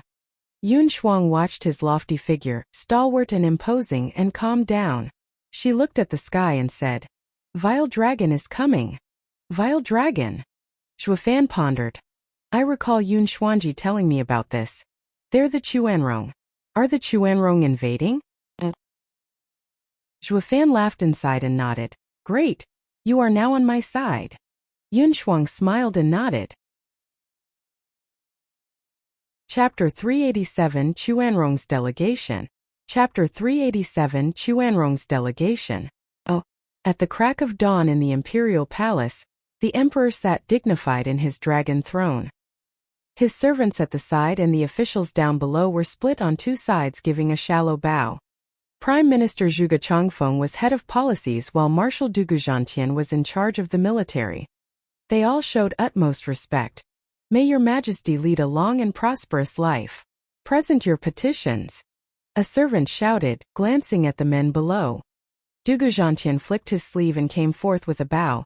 Your majesty, I have worked hard in tracking down High Priest's murderer for 10 days yet have found nothing. I ask that your majesty give me more men to conduct a more thorough search on the houses. Granted. The emperor spoke. Du Guzhantian bowed and withdrew. Zhuge Changfeng snickered inside. The old marshal is quite serious in his search, dedicated to the monarch and nation. A shame he's too honest, unable to grasp the cloak and daggers in the court and insists on carrying this matter on. Be as thorough as you like. Looking in the wrong direction will still give you nothing. Zhuge Changfeng stepped forward. Your Majesty, I have a request. The imperial capital has been sealed for 10 days, driving fear into the people and the clans. For the sake of peace, I ask that your Majesty opens the gates. Humph, High Priest's case is yet to be solved and you want to open the city? Is the Prime Minister so impatient because of his own matters perhaps? Du Guzhantian snorted and glared. The Emperor flicked his cold eyes on the Prime Minister, waiting for him to continue. Zhuge Changfeng shook his head. High Priest's case is crucial, but so is the reputation of the Empire. Your Majesty, you may disregard people's livelihood, but you should care about the rumors traveling outside the state. Zhuge Changfeng turned serious and bowed, presenting his petition. Your Majesty, the Chuanrong Kingdom knows of your Majesty's centennial jubilee, and its emperor has dispatched a delegation with a gift. Please grant it entry, Your Majesty. What? The Emperor and Du Guzhantian screamed at the same time. Chuanrong has sent a delegation. Zhuge Changfeng nodded. This is an external affair. Letting the delegation see the imperial capital under lockdown will earn their ridicule. The Emperor's brow shook. He glared at the slightly mocking look of Zhuge Changfeng and hatred festered in his heart. Zhuge Changfeng has a response for everything. I didn't respond when he asked that I release the seal on the capital in the name of the people. So he used Chuanrong's delegation as an excuse. Won't agreeing now look like trying to salvage my name instead of looking out for the people? His vaulting ambition is more than clear. Though the emperor was unable to grasp Zhuge Chongfeng's planning from his vague replies. Zhuge Chongfeng presented the petition while the emperor paused in thought. Dugu Zhantian intervened. Your Majesty, Chuanrong and Tianyu have only ever expressed hostility, with numerous clashes each year. The delegation is sure to be part of some elaborate scheme. And with the imperial capital in troubled waters, it is all the more reason we should block any outside interference. I beg your Majesty to refuse them, lest we bring wolves in our midst. Old Marshal is mistaken. Because our two nations have been at odds in the past, we should use this chance to mend our relations and live in harmony. Zhuge Chongfeng shook his head and reported with a sneer. In addition, they come bearing gifts. Slamming the door in their face will put Tianyu to shame. The Chuanrong will think of us as petty. It concerns His Majesty's prestige and Tianyu's name. How could you be so jumpy to lose all decorum when it counts? One official in red stepped forward with a bow. Prime Minister's words ring true. I second him. The emperor's brow rose at the Grand Secretariat. Another official shot forward. Prime Minister speaks wisdom. Please allow it, Your Majesty. Minister of War. Dugu Zhantian's beard shook. All officials soon stepped up, kneeling and shouting, we all agree. Even the emperor gasped with an ashen face. He knew Zhuge Chongfeng's power had a long reach, but not this long to include both civil and military officials. The man left nothing to chance. Dugu Zhantian was overwhelmed. Those loyal officials that followed the emperor around, all but him, were in Zhuge Chongfeng's pocket. Be it civil or military, all the emperor was left with were a scarce few. Zhuge Chongfeng held his head high. Your Majesty, this is a matter of great importance for the nation. We, loyal subjects to the flag, ask Your Majesty to make a swift decision that I may reply to the Chuanrong Emperor at once. Humph, Prime Minister, why the rush? You have so much care for the Chuanrong. The last time I checked, you are our nation's Prime Minister. The Emperor said, looking at Zhuge Chongfeng in mock and ridicule. All officials panicked, sweating all over. The Emperor's accusation was heavy, treasonous even. He started off as a joke, but singled out Zhuge Chongfeng, the Prime Minister, as the nation's traitor. Not even the Emperor could accuse someone without evidence, especially the Prime Minister. It only went to show how enraged the Emperor was, getting ahead of himself. Zhuge Chongfeng took it in stride, even chuckled, Your Majesty, please don't joke. I am under Tianyu's payroll, working in its best interests. Try to understand, Your Majesty, everything I do is for the Empire. Ha ha ha, of course I understand the Prime Minister's toil. The Emperor forced out through gritted teeth and slammed a servant with the petition, shouting, as per Prime Minister's petition, I shall allow the Chuanrong's delegation into Tianyu. The lockdown on the imperial capital is lifted and the high priest's case will be postponed until after my celebration. Your Majesty is wise. The officials bowed, to which the emperor snorted, watching with clenched fists. Dugu Zhantian cursed them inside for being treasonous dogs. Oh! Meanwhile, in the high priest's observatory, a 10-meter large golden compass placed at the top released a deep blue glow. A strange energy lingered over it, forcing it to move. Zhuofan and Yun Shuang witnessed this phenomenon in shock. Is this the Yun clan's heirloom? The 8th grade spiritual weapon? Heaven-linking apparatus? Zhuofan was amazed. Yun Shuang nodded. By having the heaven-linking apparatus commune with the world, one can see what happens in the world. As I watched the stars last night, I saw the vile dragon converge his attention here. But that is only a rough estimate. Only through the heaven-linking apparatus can I see its precise focus and how it tangles with the other faction's fates. So that's how it is. Zhuofan nodded and looked at her in earnest. You do what you do best and I'll be the lookout. Yun Shuang giggled, rolling her eyes. This is the home of Yun clan. Having a lookout is like saying we came here to steal from ourselves. You do have a point. Nevertheless, with every house having eyes and ears everywhere, I'll block them. Fan scratched his head awkwardly, guarding the door. Looking at him, Yun Shuang recalled last night and blushed. He isn't all that bad. At least not to his people. Or they wouldn't hold a birthday party for him. This recall also brought her unmistakably to the moment when she threw himself in his bed, like a birthday present. And there she went again, blushing harder. Shaking her head to get rid of those thoughts, Yun Shuang focused.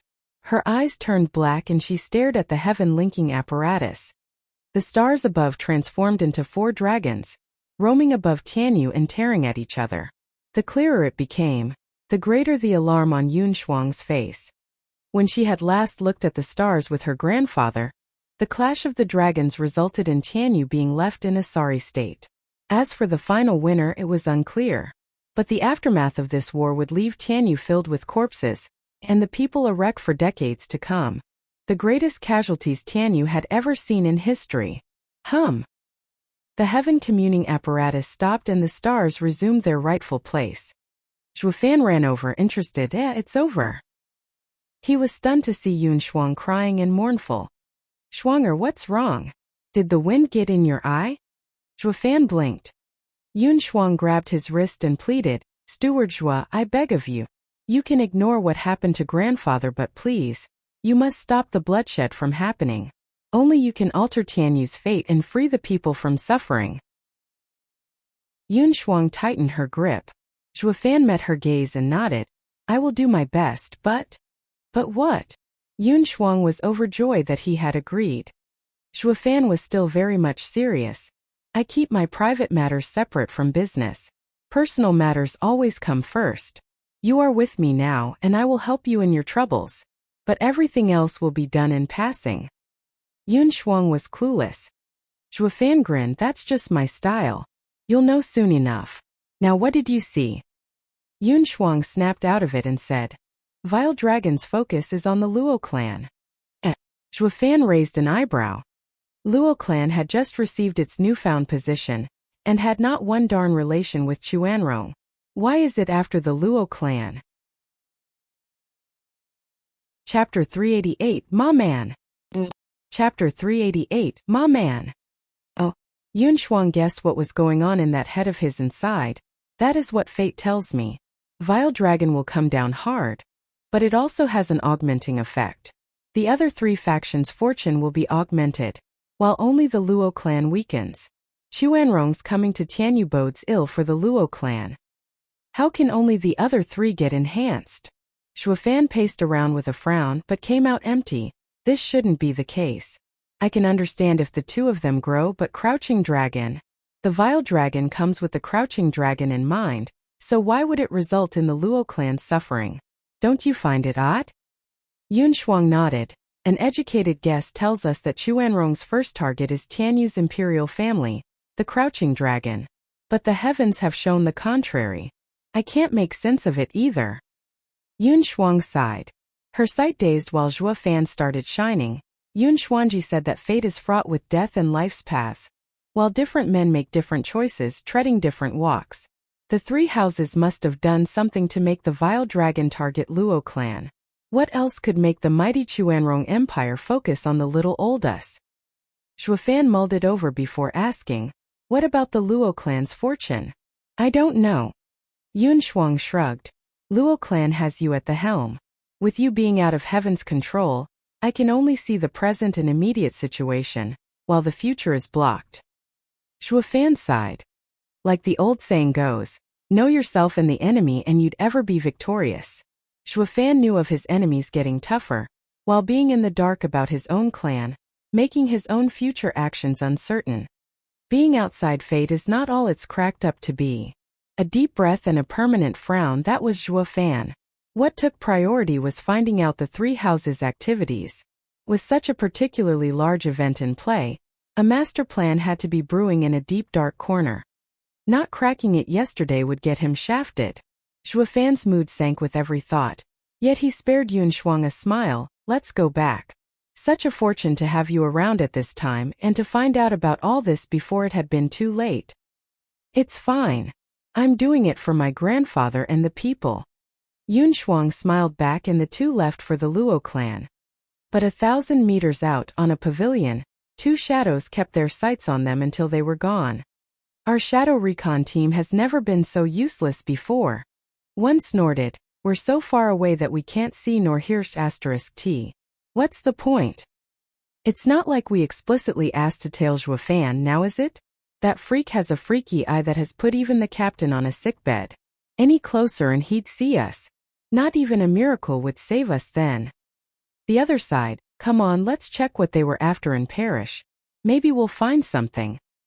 Humph, now the great shadow guards have turned into garbage men. The shadow grumbled but still followed the other, drifting over to perish as black smoke. While Zhuofan's mind was on the shifting situation, he was out bumping into his allies, asking around for the house's movements. He had Yun Shuang peek the sky over at the parish for any other changes now and then as well. The shadows tailing them, though, never once got anything useful. Zhuofan was finding it more and more odd that every time he went to Drifting Flower's edifices, the people stammered each time he mentioned Chu Qingcheng, thinking they may not necessarily be so forthcoming with the complete and whole truth. As for the Yun clan's migration, the emperor posed the question as a mere courtesy, getting the response from Zhuofan that they were in a safe place and out of the water. Well, Zhuofan had all the reasons. He and Yun Xuanji became fast friends, so he wasn't pushing it to help the guy's family after his death. No? And he was still emperor-certified best steward beneath heavens. His every action was in accordance with the emperor's. It wouldn't have gone so smoothly with the Yun clan otherwise. The emperor had to swallow hard to accept the damage he had done to himself. I just had to hail Zhuofan so high and leave a weakness exposed. And now he had Chuanrong's delegation coming over with a present. Truly, when it rained it poured. This was exactly the forecast that had Zhuofan's heart tense up. Are Chuanrong going to play out like the forecast? Are they the fourth power to push down on the Luo clan? Zhuofan took out a sending jade, giving instructions to the elders. They needed overwhelming power and fast. 3 months came and went. The imperial capital was abuzz from the 1,000 detachments of soldiers at its gates in shining armor and impeccable discipline. Not to mention their mounts were not as insipid as warhorses, but were spiritual beasts. The Grand Cavalry was riding on 3rd-level spiritual beasts, led by a few 5th-level spiritual beasts. The Chuanrong's delegation had arrived. Zhuofan, come take a look at all the commotion. At the crack of dawn, a young scholar was very excitedly running towards the Luo clan. Zhuofan and Luo Yunchang came out silently. He was no other than the cross-dressing Yongning snooping out of the palace as usual. With how the princess had gotten so close to the Luo clan, she dropped by every other day. First, it was seeing her dear foster sister as the official excuse, and then she shrugged all pretenses, brazenly going after Zhuofan. Even Zhuofan had to be tolerant to the princess and suffer her antics. Princess, what are you up to this time? I don't have the time, so go ahead with Yun Hai and young miss. Zhuofan shrugged. Scratching her cute button nose, Yongning snorted and stuck her head out. This is a once-in-100-years occasion. It's so kind of me to invite you to see the bustle, so the least you could do is thank me. See the bustle? More like you wanting to jump right in. Zhuofan mocked, spinning on his heel back inside. Yongning flustered. Chuanrong's delegation has come. They're about to enter the city. It's a chance to see exotic cultures that you should never miss. What Chuanrong? Zhuofan stopped in his tracks and turned right back out and kept on going. He wanted to check them out. How strong they were, how many had come, to assess the threat to his house. Princess cried, wait for me. Luo Yunchang was stunned, sensing the seriousness of the matter. She called Yun Hai and they went together as well. And so the whole gang stepped out of the compound's gate. They had just taken a turn on Main Street when they bumped into a literal mob. You couldn't swing a dead cat without hitting something. They tried to find something besides heads, but nope, there were heads everywhere. The exotic foreigners were so in vogue right now. The whole capital was out to see them. Brother Zhua, here. A shout turned Zhuofan's head, coming from a building's 2nd floor. Long Xingyun waved for him to come sit with his allies. Zhuofan nodded and took everyone over. Every one of his peers was there. Not just his allies, even the likes of Hell Valley and Pilking Hall. But on account of all the bustle, they decided to keep the friction to a minimum. So much so that the arrival of Zhuofan made them look anywhere but at him. With Zhuofan being a moody beast, who knew what excuse he'd come up with to trash them? If the elders chose to stand clear, it went double for these disciples. Long Xingyun's group chuckled. This brother sure is feisty. A pain for the enemy and a shoulder to rely on for the allies. Brother Zhua, the entire second floor is reserved for the house's disciples to get a clearer view of the Chuanrong's delegation. Long Xingyun invited them to sit. Xie Tianchong was stern, his hand never leaving the hilt of his sword. I wonder how many experts they have. Like you can expect anything else from a martial fanatic. Zhuofan and Long Xingyun's eyes met and they chuckled. After the esoteric debate, Xie Tianchong's mood had never changed. Chuanrong's delegation had yet to parade into town, so Zhuofan looked around. He picked up on a sneaky figure and shouted, "Yen Fu, you've come to see the excitement and won't even greet me?" Yen Fu ducked out of sight on the first floor when he froze. With a forced smile and a scratch on his head, Steward Zhua, what a coincidence." His words got cut off by a prideful voice. "Yen Fu, my master and martial aunt are almost here and you didn't get us seats." Xiao Dandan came with Peony and Iris overseers when she noticed Zhuofan's unnatural gaze and blushed, ducking her head. Brother Zhua, they had long since been an item. But you were so cooped up that you never noticed. Long Xingyun gossiped with a snicker. Zhuofan raised an eyebrow. You guys? Yen Fu was scared out of his mind, even losing his voice. Everyone knew Xiao Dandan was more than a little crazy for Zhuofan. He ignored her every step, true, but that didn't mean anyone could just show up and take what his steward was. It was a no-brainer what would happen now. Peony Overseer saw the two shaking in their boots and snapped, "What, Zhuofan, you didn't want Dandan and now you're going to ruin her life? That's just evil of you." Zhuofan flicked his hand, his eyes roaming over the happy and shivering couple. Then he cracked up, slapping Yen Fu's back. "Ha ha, ma man." He was simply overjoyed at having thrown away one pesky baggage. Everyone's faces twitched and turned dark. Chapter 389 Rampant. Chapter 389 Rampant. Oh, ugh. Yen Fu was having mixed feelings about this. He should be happy as a clam that Zhuofan wasn't here to deck him, but the more he thought about it, the less Zhuofan's word fit. As if I'm picking his trash, his damaged goods. Xiao Dandan had a sour taste in her mouth as well, her burning heart crumbling from disappointment. What did Zhuofan mean by this? Did Xiao Dandan mean absolutely nothing to him given any time of the day? He didn't take her seriously, labeling her as an extra baggage from the get-go. Her disciple standing there all lonely had Peony Overseer's temper explode to protect her, cursing, "Zhuofan, what's that supposed to mean? You felt nothing for Dandan all this time? Are you dead inside?" The outburst earned silent looks from everyone. Then sighs. It's truly a mystery how a woman's mind operates. Iris Overseer pulled on Peony Overseer's clothes awkwardly while scolding her through transmission. When one man has eyes for Dandan, you curse. When another man ignores Dandan, you curse again. Just what do you want exactly? To have a death match for the lady's hand? That's... Words left Peony Overseer. Could Yen Fu versus Zhuofan even be called a death match? Who in this world can even beat that brat? She only found that Zhuofan's cold reply had cut her disciple too quickly.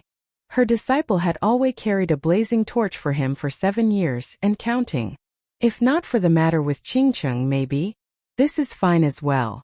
Sighing, Peony Overseer consoled Xiao Dandan, then signaled for Yen Fu to come with her to teach him proper manners.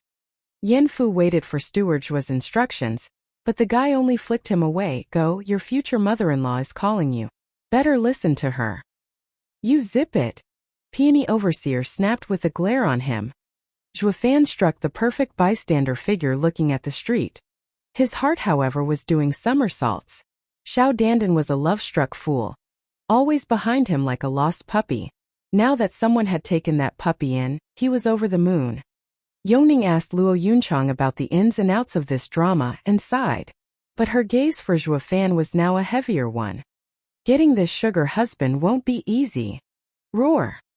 The rumbling sound announced the opening of the city gates to reveal fanged savage beasts strutting onward in orderly fashion. The people cheered. Most of them had never even seen spiritual beasts, least of all these fifth-level ones. The noisy second floor fell silent, with everyone focusing on the procession.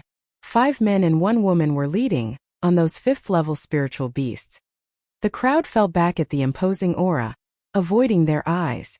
The ones behind had no problem seeing those foreigners perfectly.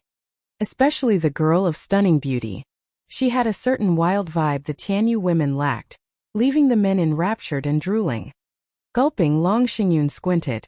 A fair and virtuous lady, a great catch. Perv. The women around rolled their eyes at him. Chuanrong are famous for their beast-rearing skills. But it's my first time seeing the combined power of a man and beast. Xie Tianshang's sword was out of its sheath, flashing dangerously. His 2 eyes filled with thirst for battle, wishing nothing more than to jump down there and take the foreigners for a spin. Everyone shook their heads. Martial fanatic. Long Xingyun advised. This is a chance for our nations to shake hands. You can't go start a war. Especially with that woman, Their talk went in one ear and out the other in Zhuo Fan's case. All his attention was focused on the riders. They had 3 profound heaven cultivators, 3 radiant stage cultivators, and 1,000 veteran cavalry in the bone-tempering stage. They rode on 1,000 third-level spiritual beasts and 6 fifth-level spiritual beasts. Can this army threaten the Luo clan? Zhuo Fan sighed. Zhuo Fan, what are you looking at? The princess was piqued by his heavy gaze. At oddities. Zhuo Fan's eyes twitched. The princess was puzzled. What oddities? If I am looking, that means I clearly can't find them now, can I? I wouldn't be looking otherwise, you daft girl. Zhuo Fan rolled his eyes. The princess flushed red and glared in a pout. Roar. The sky shook under the noise and the Chuanrong delegation stopped. Zhuo Fan's side watched 1 leader's mount roaring and getting ready for attack. In front of it was a 5-year-old child, crying on the ground. A grizzled and thin old man charged out of the crowd and hugged the child. Forgive me, the child is too young to understand running in front of you. I'll take him away. It's fine, uncle. The woman smiled. But the jacked-up leader snickered over her. Are all Tianyu's people without decorum? I am Chuanrong Empire's general, and for you, an ant, to bump into me is a gross act of disrespect. Can you bear the responsibility of a war between us? Cut the act. How could we start a war over this? We'd have been at war for ages by now otherwise. Zhuo Fan mocked. The princess bobbed her head. So did the other young masters, looking at the buff tough guy with contempt. Those words of his only worked on the common people. While the houses were too wise to fall for some cheap provocation. The old man was but a common man, however, paralyzed on the ground in fear of what he'd done. He had just condemned his fellow countrymen to a life of pain and suffering. He dropped to his knees and begged, "Spare us, Lord, I am at fault. Please don't aggravate the matter." The tough guy snickered, filled with contempt. But the woman frowned and glared. "Jalahan, stop making a scene." Young miss, I was only messing with Tianyu's pests. It won't change anything." The tough guy waved his hand, turning to the old man. "I can overlook this for Tianyu, out of the kindness of my heart. But my mount here has special tastes, you see. Every time it bumps into someone, it feels the urge to swallow something. Or his bad mood might affect my own. So tell me, how will you settle this?" The old man paled, figuring the general wanted to feed his spiritual beast with the child. And he wanted the old man to do it too. But how could he? The woman snapped, "Jalahan, having fun is one thing, but don't cross the line. Young miss, it's just a game. No harm, no foul." The tough guy chuckled, yet his vicious eyes never left the old man, waiting to see him give the child to the spiritual beast. The spiritual beast bared its fangs and licked its maw with bloodshot eyes. "Humph, absurd. They've come to our land and yet act all high and mighty." Xie Tianshang slapped the table, his sword half drawn. Long Xingyun advised, "Brother Xie, they were invited. We can't interfere, not with the officials having yet to appear. It will only invite trouble." "Ha, the great noble houses afraid of stirring trouble?" The princess snapped. I never saw you stop once from looking for trouble, yet now you've decided to sit back? Chickens. Zhuo Fan. Follow me as we teach them a lesson. Knock yourself out. I don't feel like it. Zhuo Fan flicked his hand like you said. The 7 houses have made looking for trouble practically a tradition. So you can handle it. Oh, Xiao Dandan, weren't you once high-strung as well? Xiao Dandan blushed with a lowered head. I was more confused than angry then. Why bring it up? Yin Fu, you're no better either. Zhuo Fan glanced at him. Yin Fu nodded with calm. True, every time I went out with my master I'd be throwing my weight around. But since I've joined the Luo clan with its tight rules, I never get the chance. Well said. You'll show off again one day, not to worry. Zhuo Fan snapped his fingers and snickered. See that, princess? We may look calm and kind on the surface, but there's a festering evil in our bones, like those guys below. Aren't you expecting too much? Sending us mean guys into another mean guy's business? The princess blushed in anger. Then I'll go. Meanwhile, the old man was hugging the sobbing child tighter, under cold hard pressure and indecision. It was then that a scoff came. Chuanrong are guests and nothing more. Since when have they started acting as hosts? Whoosh! Yun Shuang stood before the elder and the child. Zhuo Fan sighed. He didn't give a hoot about others, while being unable to ignore his own people. His eyes glinting, Zhuo Fan's mouth curled up in his trademark evil smile. Time to probe the Chuanrong for a bit. Chapter 390. A Dragon Can't Repress a Snake. Chapter 390. A Dragon Can't Repress a Snake. Oh, Shuang! Yongning cried. The others looked on as well, stunned to see the Empire's holy maiden coming out in the people's defense. Then they turned eager. After the high priest's death, the holy maiden had become the apple of the Empire's eye. They'd go as far as charging into the Chuanrong delegation if it meant defending her. Something the Chuanrong were not privy to, evident by Jalahan's mockery. Missy, are you out for a quick death? Hasn't your emperor taught you how to receive guests? You'll now butt into another's problems, even Chuanrong's delegation? If you call yourselves guests, just act like one. I've never seen a guest as outrageous as you. Yun Shuang stood tall and bold. Jalahan glared, then cackled. What a charmer you are. As for falling in with the customs here, it will depend on the host. I'm going to take those 2 from my mount as a snack. What's the host going to do about it? Jalahan shouted, and the beast roared in its pounce on the old man and child. No! Yun Shuang shot a palm at the beast's skull. Jalahan merely snickered and released his aura. Bang! Yun Shuang rebounded as if hitting a wall. Ha ha ha, a profound heaven girl dares to interfere? I wonder what gave you the gall? Jalahan cackled. Yun Shuang's heart was beating frantically. Watching the old man and child becoming the spiritual beast's dinner about to be engulfed by those fangs, she teared up. Have mercy on my people, for they are suffering so. The old man and child closed their eyes, knowing their end was inescapable, waiting for the jaws of death to close on them. The Chuanrong woman shouted, Jalahan, stop this instant. Too little, too late. Jalahan turned a deaf ear to her orders, having gone drunk on power. The people sighed with a shake of their heads. This was the fate that awaited any common man stumble upon the Chuanrong delegation. With it being a matter concerning the future relations between the 2 nations, how many people would dare to step in to solve this mess? Holy Maiden was one, albeit weak. Under everyone's gazes, the fangs inched closer and closer on their meal. The aura had the old man and child unable to even breathe. With a groan, the savage aura withdrew and the spiritual beast halted mid-charge with its maw open. Only the stench kept coming. Jalahan was shocked.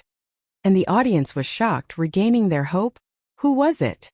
The old man and child were still waiting for death, but the beast was running late, making them crack open their eyes to watch the stunning spectacle. The savage beast's huge body was stopped by a red hand. What stood before them was a youth with white hair. They knew who he was. Everyone did after the fiasco outside the imperial palace. The savage no one in Tianyu messed with, Zhuo Fan, had arrived. How is that possible? The calm Chuanrong now cried out. Jalahan's eyes flashed with a thirst for battle. Tianyu has someone capable of holding back a 5th-level spiritual beast with one hand. The agitated lads on the second floor rested easy now, sitting back to enjoy the show with one leg over the other. Once Zhuofan stepped up, everything became a foregone conclusion. And all thanks to Zhuofan's harsh, cruel and heavy-handed lessons. Xie Tianshang was grumbling, "What a hypocrite. He says he washes his hands of this matter, yet here he is jumping right in. Ha ha ha, isn't it great though? He's the only one who dares to butt in such an affair. Brother Xie, don't mind it." Long Xingyun laughed. The others bobbed their heads in total agreement. It begged the question though, would the dragon come out on top or the snake?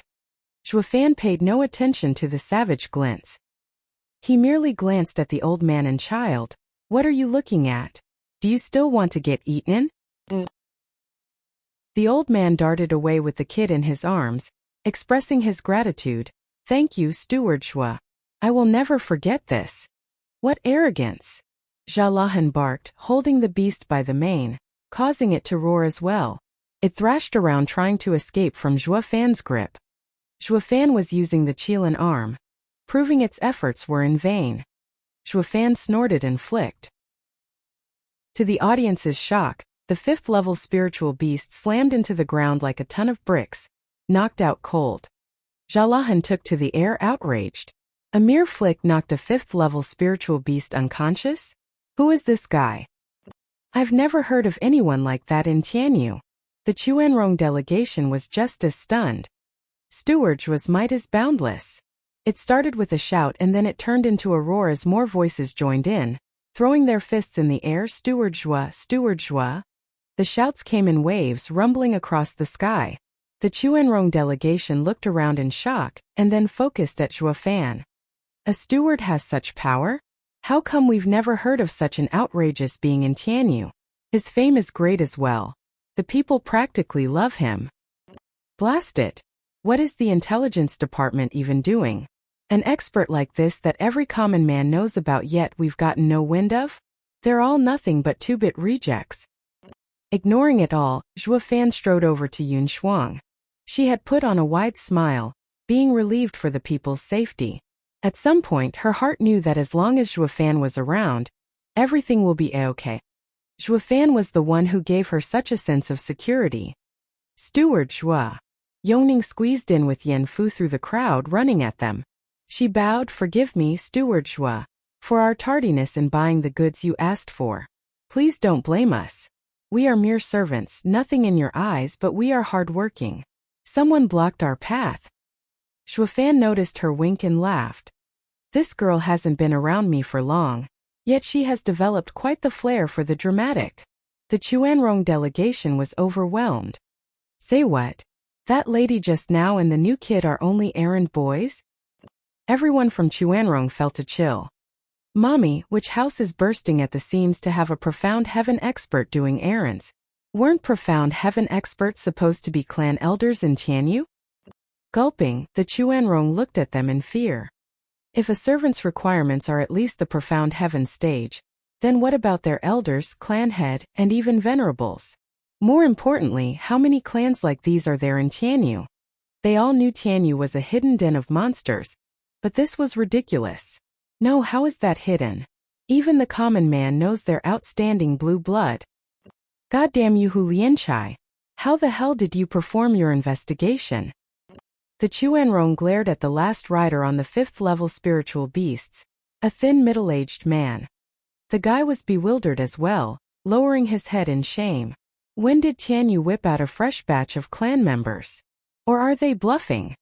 But a glance at Zhuofan had him sighing instead, losing all nerve. Zhuofan was a 3rd layer of profound heaven expert, but a hand of his trashed a 5th-level spiritual beast.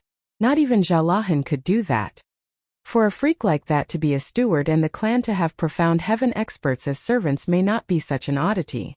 The Chuanrong looked at Zhuofan's group with solemn gazes, with all their arrogance washed away. The younger generation on the second floor felt their cheeks twitching in tandem. Zhuofan is the worst influence. He is pushing them deeper on the path of violence. Chapter 391 Tuoba Lufeng. Chapter 391 Tuoba Lufeng. Oh, you know you're wasting time, so why are you still here? If you run late and the young master isn't satisfied, I for one can't suffer the consequences, and you sure as hell can't either. Flicking his sleeve, Zhuo Fan strutted forth. He might as well go with the flow and take the play as far as it took him. The Chuanrong grew tense. This outrageous thing is afraid of his young master? This clan must have harsh rules with experts in droves. So much so that the steward who has such godlike power isn't of high status in the clan and has to cater to the young lord's whims. Everyone knew the strong ones in the clan were revered, and even the clan head watched his tone around them, let alone the young master. From the sound of it, he isn't much in the clan. But what does that make his clan an abomination? Yongning and Yunshuang shared a sneaky smile, and the people hid their joy. All of Tianyu knew of Zhuo Fan by now, a steward in name yet the de facto leader of the Luo clan in the clan head's absence. Only Gux would actually fall for his antics. And the Chuanrong were shaking in their boots. With the intel and their numbers, they figured they'd boss Tianyu around, with no house or clan messing with them. Reality proved otherwise, however. They just met a servant who was a profound heaven expert, while their steward was a godlike freak capable of doing anything. Case in point, didn't the steward wipe the floor with their general's mount? It was by this clan's grace that they weren't dead already. The Chuanrong slumped, losing their haughty air. A handsome youth even cupped his hands. My subordinate was too impulsive, and I apologize for the trauma he caused. Thugs on the outside, yet pushovers at heart. His attitude earned the contempt of everyone. Be that as it may, having the delegation apologize for its transgressions was enough. No. Tell that to Zhuo Fan. He never once looked at them, treating them like air as he turned to Yunshuang. What are you standing around for? Back to shopping. Ridiculous. Jalahan's eyes spat fire, his fists tight. The princess snickered inside, yet not quite content with how subdued the drama was. She wanted it blown sky high and pointed at the Chuanrong. Steward Zhuo. How are we to do that when they're blocking the road? Zhuo Fan eyed her for a second, picking up on the glint in her look. Perfect timing. Let's get those guys to act and get a feel of the situation, shall we? Hold on while I deal with this. Turning a cold look to the Chuanrong, he walked over. The imperial capital's main street is for walking, not parading your pets. Anything on all four out. What did you say? Jalahan snapped, his muscles tightening like steel, his body primed to explode any minute. The youth next to him turned glum. Zhuo Fan was treading on thin ice. The Chuanrong were beast-rearing people. They'd lived all their lives among them. Asking them to throw their beasts out was like demanding them to give up their advantage and pride. The answer was an obvious no. The 8 houses people on the second floor snorted. Most of them had first-hand knowledge of Zhuo Fan's style. He'd even steal candy from a baby. No law was beneath him. He'd wrung them off of all dignity and still act like the sore loser. Per Zhuo Fan's M.O. He'd first taunt his victim, so he'd act in self-defense, leading them to strike first. The result? Of course, beating the crap out of you, all while standing on the moral high ground. Let's see if anyone can top that. How many innocent victims had fallen under Zhuo Fan's malignant thumb, with nowhere to vent their loss, and were forced to suffer in silence? Everyone knew that. Zhuo Fan's infamy was practically built on it. Exceptions being the Chuanrong, the new guys, the fresh meat. Falling for it hook, line and sinker. There wasn't a soul out here who wasn't snickering inside, waiting for the show to start. That's what you get for being obnoxious. Clueless as you are, you should keep your head down anywhere near Zhuo Fan. The Chuanrong youth walked up to Zhuo Fan, his heart unsettled. A deep breath helped a bit before he began. We are Chuanrong warriors. Our beasts never leave our side. We only know how to advance and never retreat. If you are capable, then you can make the spiritual beasts fall back. The people cried, holy moly! Inside. Zhuo Fan blinked once, then stared back, an evil grin playing at the corner of his mouth. That kid sure is something. Long Xingyun sighed. The rest agreed. His words were impeccable. Neither an outright refusal nor taking it lying down, but he had shifted the issue onto Zhuo Fan, to have him deal with it. Everyone knew the youth probably had no clue what Zhuo Fan was made of, thus he chose the middle ground to neither sound threatening nor a coward, thinking that Zhuo Fan was a man of importance. It was a perfect blend of tone and words to defend his self-respect. And thus he had dumped the issue on Zhuo Fan's head. Failing to scare the beasts back would put Zhuo Fan on the spot, 2 birds with 1 stone. He had avoided the taunt and forced the other person to take action. Now it begged the question, who on earth could push back 1,000 spiritual beasts? Not even Chuanrong's best beastmaster could do it. The Chuanrong watched the youth with gratitude and gave Zhuo Fan a wide grin. Long Xingyun gasped, inspecting the youth. Who is he? So young yet versed in politics and strength. Luo Yunhai nodded. He is leader material, with an air about him that could have only been gained in battle. Ha ha ha, brother. Your eyes are getting sharper. 4 people stepped on the second floor, the 4 tigers of Tianyu. Looking at the standoff outside, Du Gufeng laughed. We've been waiting for the delegation to reach the Imperial Palace's gates, yet they just wouldn't show. Turns out the scamp cut them off. I just can't make sense of him. He's picking a fight with anyone. He isn't called Tianyu's #1 thorn for nothing, ha ha ha. Big brother, could you please not talk like that? It wasn't Zhuo Fan who started it this time. Luo Yunchang tried to salvage the situation. Du Gufeng smiled. Brother is so jumpy. But I didn't mean it as Steward's responsibility. We had figured there'll be some hostilities with the Chuanrong. That's what happens when we battle each other for years and years. Their delegation is only here to showcase their superiority. Something we planned for. Yet here they are. Dead in their tracks and saving us plenty of trouble too. The others understood. Their march to the Imperial Palace was to set up their powerful position, cut short by Zhuo Fan's interference. Sigh, it's a darn shame too. It was one thing to raise your tone against the 4 tigers of Tianyu, and a whole nother against Zhuo Fan. By the way, brother, do you know that youth? Luo Yunhai asked. Du Gufeng sighed. Not just know him, but he is an old rival. He is the Chuanrong Empire's commander Tuoba Tieshan's only son, Tuoba Lu Feng. He's a young commander? Luo Yunhai exclaimed.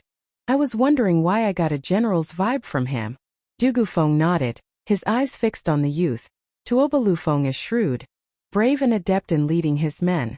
A bit on the young side, but he has earned his place in the army. We 4 have tangled with him more times than I can count, and always came at a disadvantage. They say he will take his father's place, a prime candidate to be the next commander. Luo Yunhai's eyes trembled and he ingrained the youth's image in his mind. The next Chuanrong Empire's commander meant their future enemy. Elder brother, what about the others? Luo Yunhai asked. Du Gufeng said, there are 8 wolf wardens under Chuanrong Empire's commander, of great mettle and are unstoppable. 3 of them are currently present. Du Gufeng pointed at the tough guy stirring trouble. He is second among the 8 wolf wardens, Savage Wolf Xiaolahan.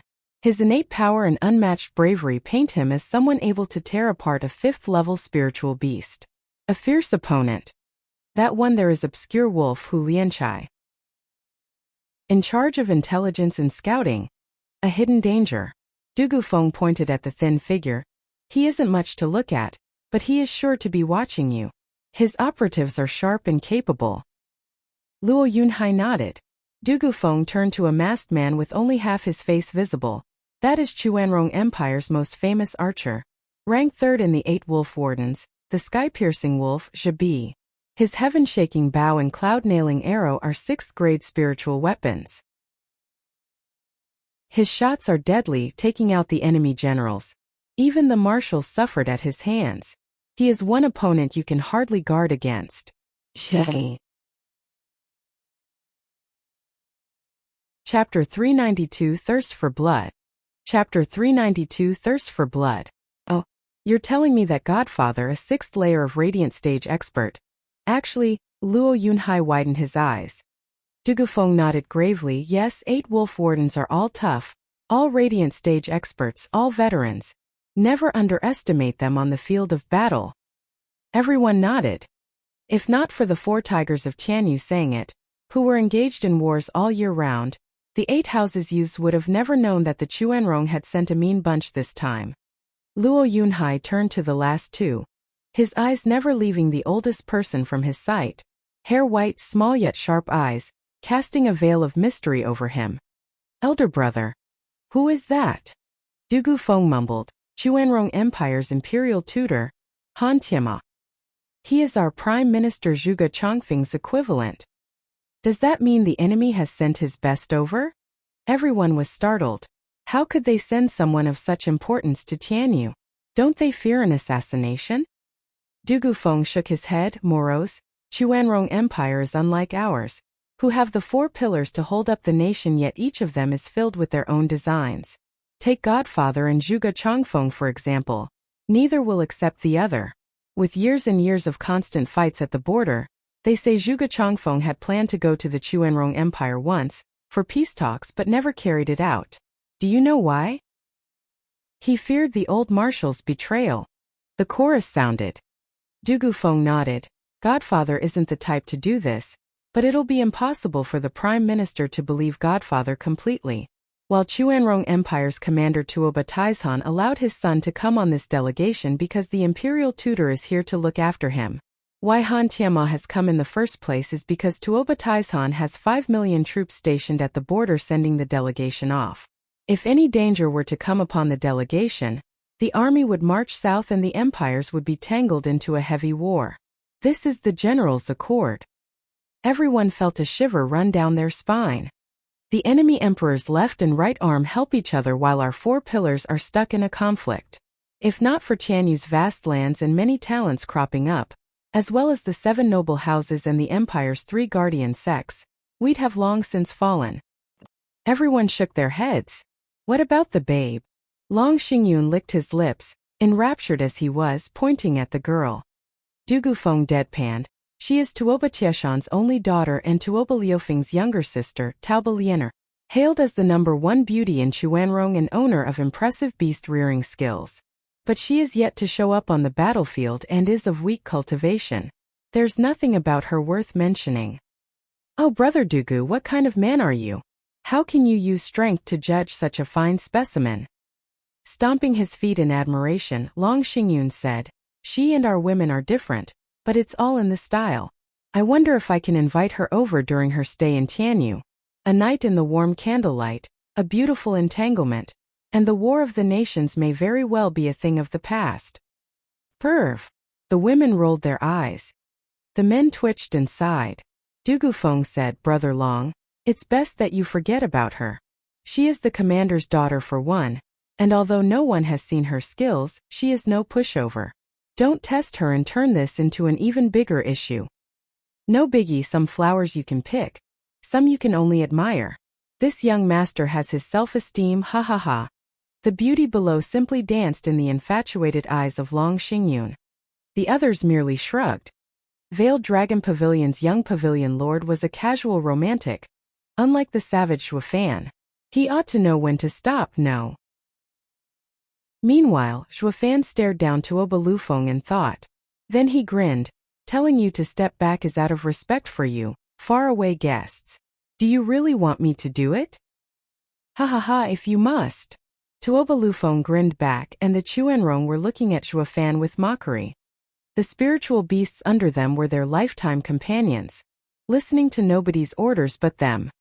As for cowering them, haha, like that's gonna happen. These weren't your average beasts, mind you, but comrades in arms as they had shed blood and sweat on the battlefield together. Their wills were tougher than ever. It came as no surprise that no one believed Xuefan was up to the task. Have it your way. Xuefan snorted inside, took all the spiritual beasts in his eyes and his grin spread wider and wider. Tuoba Liufeng's instincts kicked in and his heart shuddered. As for the cause of the queasiness, he had no idea. Shove off. Xuefan's eyes glinted azure along with his bark. It rang louder and louder in the spiritual beast's ears. It was then that a ripple swept across them. The still cheerful spiritual beasts froze and their riders looked down stunned. Before the riders could even grab their mane, the beasts were howling away. Under the stunned gazes of everyone, the 1,000 spiritual beasts scampered off towards the city gates, running for their lives, paying no heed to the riders' orders. Something of incredible dread and terror consumed their minds, driving them insane and leaving them with only the instinct of fleeing. The bond between man and beast, forged in the thick of battle, through happiness and sadness, now lay broken. What the hell? Stop this instant! Tuoba Liufeng's mount was also frantic, but no matter what he said, it wouldn't listen. So he took to the sky, watching the 1,000 beasts on the ground stampeding for the gates, the 6 5th-level spiritual beasts included. It only took a second for them to clear the city. They left behind a bunch of rattled and sorry-ass riders, with an unlucky few trampled under the horde, ending up with broken bones by the dozen. There was not a face out there in another state than bugged out and slack-jawed. Except of course Long Xingyun's gang on the second floor who only chuckled. They had been through this kind of thing back in the esoteric debate, where Zhuofan scared away the blood crocs with a glare. Using savage beasts in front of Zhuofan was like asking for a beatdown. Chuanrong Empire, founded on beastmasters, had met their nemesis in Zhuofan. The 6 people in the air faced this incredulous, inconceivable and preposterous scene with blank minds. Tuoba Lufeng even looked at his sister. Liener, you're the best at controlling beasts. Just what is going on here? How should I know? Tauba Liener soured for a second, then recalled something. He squinted at Zhuofan for a whole 15 minutes before crying. It's you! Zhuofan turned towards her. Someone from Chuanrong knows me? Zhuofan took a single look at her and his heart started beating a mile a minute. She was that same girl he had saved back in Beast King Mountain. The one he had swindled out of the shaping spring she had stuck her claim on. Oh, so she's from the Chuanrong Empire. Perhaps he didn't care then to look closer, or it's been too long that he didn't spot her. When the Chuanrong got here, all he cared about was their level. He had no intention to care about some woman's looks. Unlike that loaf Long Xingyun, who could tell on the spot how many moles a girl had. Tauba Liener hadn't guessed either since Zhuofan now had a thick mane of white hair. But the instant Zhuofan scared the beasts off, she was brought back to Beast King Mountain. On a closer look, she figured him out. The two stared off in silence and puzzlement. Who is he? What is he doing in the imperial capital? Whose house's steward is he? So the girl is a Chuanrong. But what was she doing on Beast King Mountain, at the time of the esoteric debate no less? Does it have something to do with the Chuanrong delegation's aim for coming here? Zhuofan pondered. On the second floor, Luo Yunchang's face was hard. That rotten, stinking prick. He knows another lady. Sigh, another hottie falls into Brother Zhuo's clutches. I admit defeat. Long Xingyun sat back with hands behind his head. Just how many chicks does Brother Zhuo know anyway? For him to get close to even the Chuanrong Empire's girls, he is one Casanova. Liener, do you know each other? Tuoba Lufeng asked. Tauba Liener whispered, brother. He is the one I had talked about. The weird one I came across. What? Tuoba Lufeng set his bloodthirsty eyes on Zhuofan. There's actually a man in this world with such absolute power over beasts. He is the greatest threat to us. He has to be put down. Chapter 393. Tianyu's Number 1 Thorn. Chapter 393. Tianyu's Number 1 Thorn. Oh, ice-cold and unbridled killing intent shot forth. It stabbed into the people's hearts like biting winds in the coldest winter. Damn, Tuoba Lufeng is usually calm. Why then the sudden thirst for blood? Dugufeng grew nervous. Long Xingyun grinned, why indeed? But even if they show their tough side again, Brother Zhuo is sure to nail them dead. What's there to worry about? That's exactly what I'm afraid of. Who here doesn't know about Zhuofan's temper? Irritated enough, those guys won't see tomorrow. If anything happens to them, what will Tuoba Tieshan's 5 million army at the border do? Dugufeng shook his head. The rest stirred. Makes sense. Zhuofan merely curled an eyebrow in glee. Come on, make a move already. Jalahan Jabi Falcon formation. We'll do it in one move. Tuoba Liufeng's eyes trembled watching Zhuofan coldly. The masked man nodded and Jalahan was exuberant, his flesh trembling in joy. Imperial tutor Han Tianma wasn't quite in agreement. Lufeng, we don't know what he can do or who's behind him. Attacking him rashly is thoughtless. Him being a threat is enough. He has got to go now or our beast armies will suffer. Tuoba Lufeng set his jaw. We are in an altercation with him now. This is the best excuse to ice him. When we see Tianyu's emperor later, we'll just say that the guy got too confident of his blue blood in stopping us and got killed by a stray attack. Han Tianma nodded after a long pause, but his heart was still unsettled. From the moment he had laid eyes on Zhuo Fan, the imperial tutor felt a thorn in his heart. This was his intuition he had built over the decades. Thinking of the last time this feeling came, it was when he met Zhuge Changfeng. Sai Tianyu has so many talents. Han Tianma noticed the sharp look in Zhuo Fan's eyes and sighed. Attack! Zhao Lahan laughed, going after Zhuo Fan with bloodshot eyes, his face twisted and savage. Zhibi took out a glittering golden longbow, pulling the string like second nature as he aimed for Zhuo Fan. Snickering, Zhuo Fan flicked his right hand in contempt. Stop! An aged voice towered over the commotion and Zhuo Fan was found overshadowed by a figure pointing his long blade at the six. Tuoba Lufeng, Han Tianma, what do you think you're doing? Rumble. Zhao Lahan paused at his arrival. Tuoba Lufeng sighed in the end, withdraw. Shibi figured that was the case and put away his bow. Tuoba Lufeng cupped his hands at the towering figure, expressing respect for once. Marshal Dugu, it's been ages. With the two nations tangled up in war for decades, the commanders had long since grown accustomed to one another, forming mutual respect. A hero valued another regardless of which side they were on.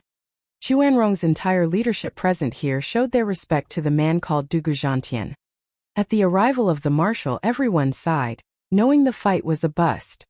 Zhao Lahan snorted, unwilling to let Zhuo Fan just walk away. Zhuo Fan couldn't care less. Oh, he did find it a darn shame as well, having lost the chance to probe them well. Though not a complete waste of time as he did get a ballpark figure. Marshal Dugu, how can your people lack even common decency? We represent the Chuanrong Emperor in presenting your nation's majesty with a gift. Is this how a host acts? Scaring our mounts and harming our warriors?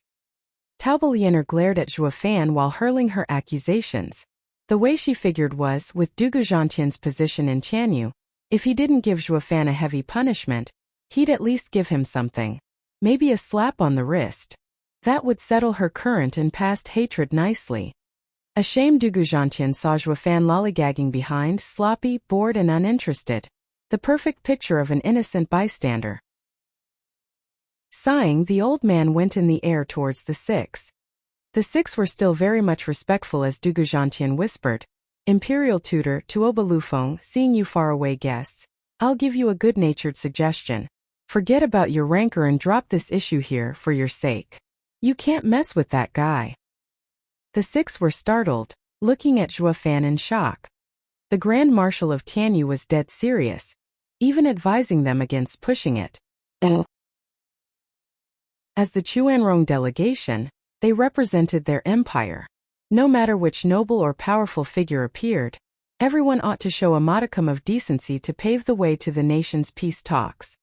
And Dugu Zhantian was a man above a sea of people in Tianyu, respected and admired. Who would dare put on a tough front in front of him?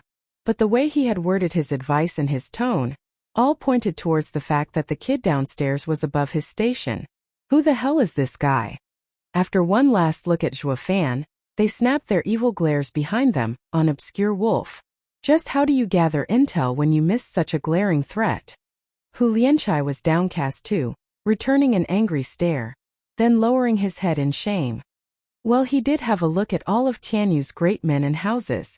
But who knew where this brat had popped out of, having such godlike power? Marshal Dugu, who is he? How come even you are reluctant to face him? Taoba Lianer asked. The rest of them put on the same inquisitive expression as well. Dugu Zhantian sighed. I am not reluctant, but simply find him a pain, a thorn to avoid. The second prince stepped on his toes and he leveled his home. You are the Chuanrong and I fear that if anything happens to you, it will plunge our nation into a bitter war. I can't have that. Ha ha ha, you must be thinking I stopped you for his sake, right? When I was in fact helping you. Rumble. All of their minds were shell-shocked at the impact this news had. Dugu Zhantian had revealed two crucial pieces of info. Zhuo Fan's authority in Tianyu burst at the seams to ignore the emperor and kick a prince around. Second was Zhuo Fan's power. Not even the 6 of them could stop him, but instead might end up with casualties and worsening the ties between nations. Why is it that we've never heard a word of such a valiant character? On cue, they glanced at Hu Lianchai again, but the guy wiggled his body away and avoided the stabbing gazes. He wished he could stuff his head in his pants from shame. How mortifying for an intelligence officer. Let me take you to the Imperial Palace. Now remember, keep your distance as much as possible. Dugu Zhantian sighed, then flew towards Zhuo Fan. Kid, I don't care what happened. Just please let this one go on my account. They are our guests.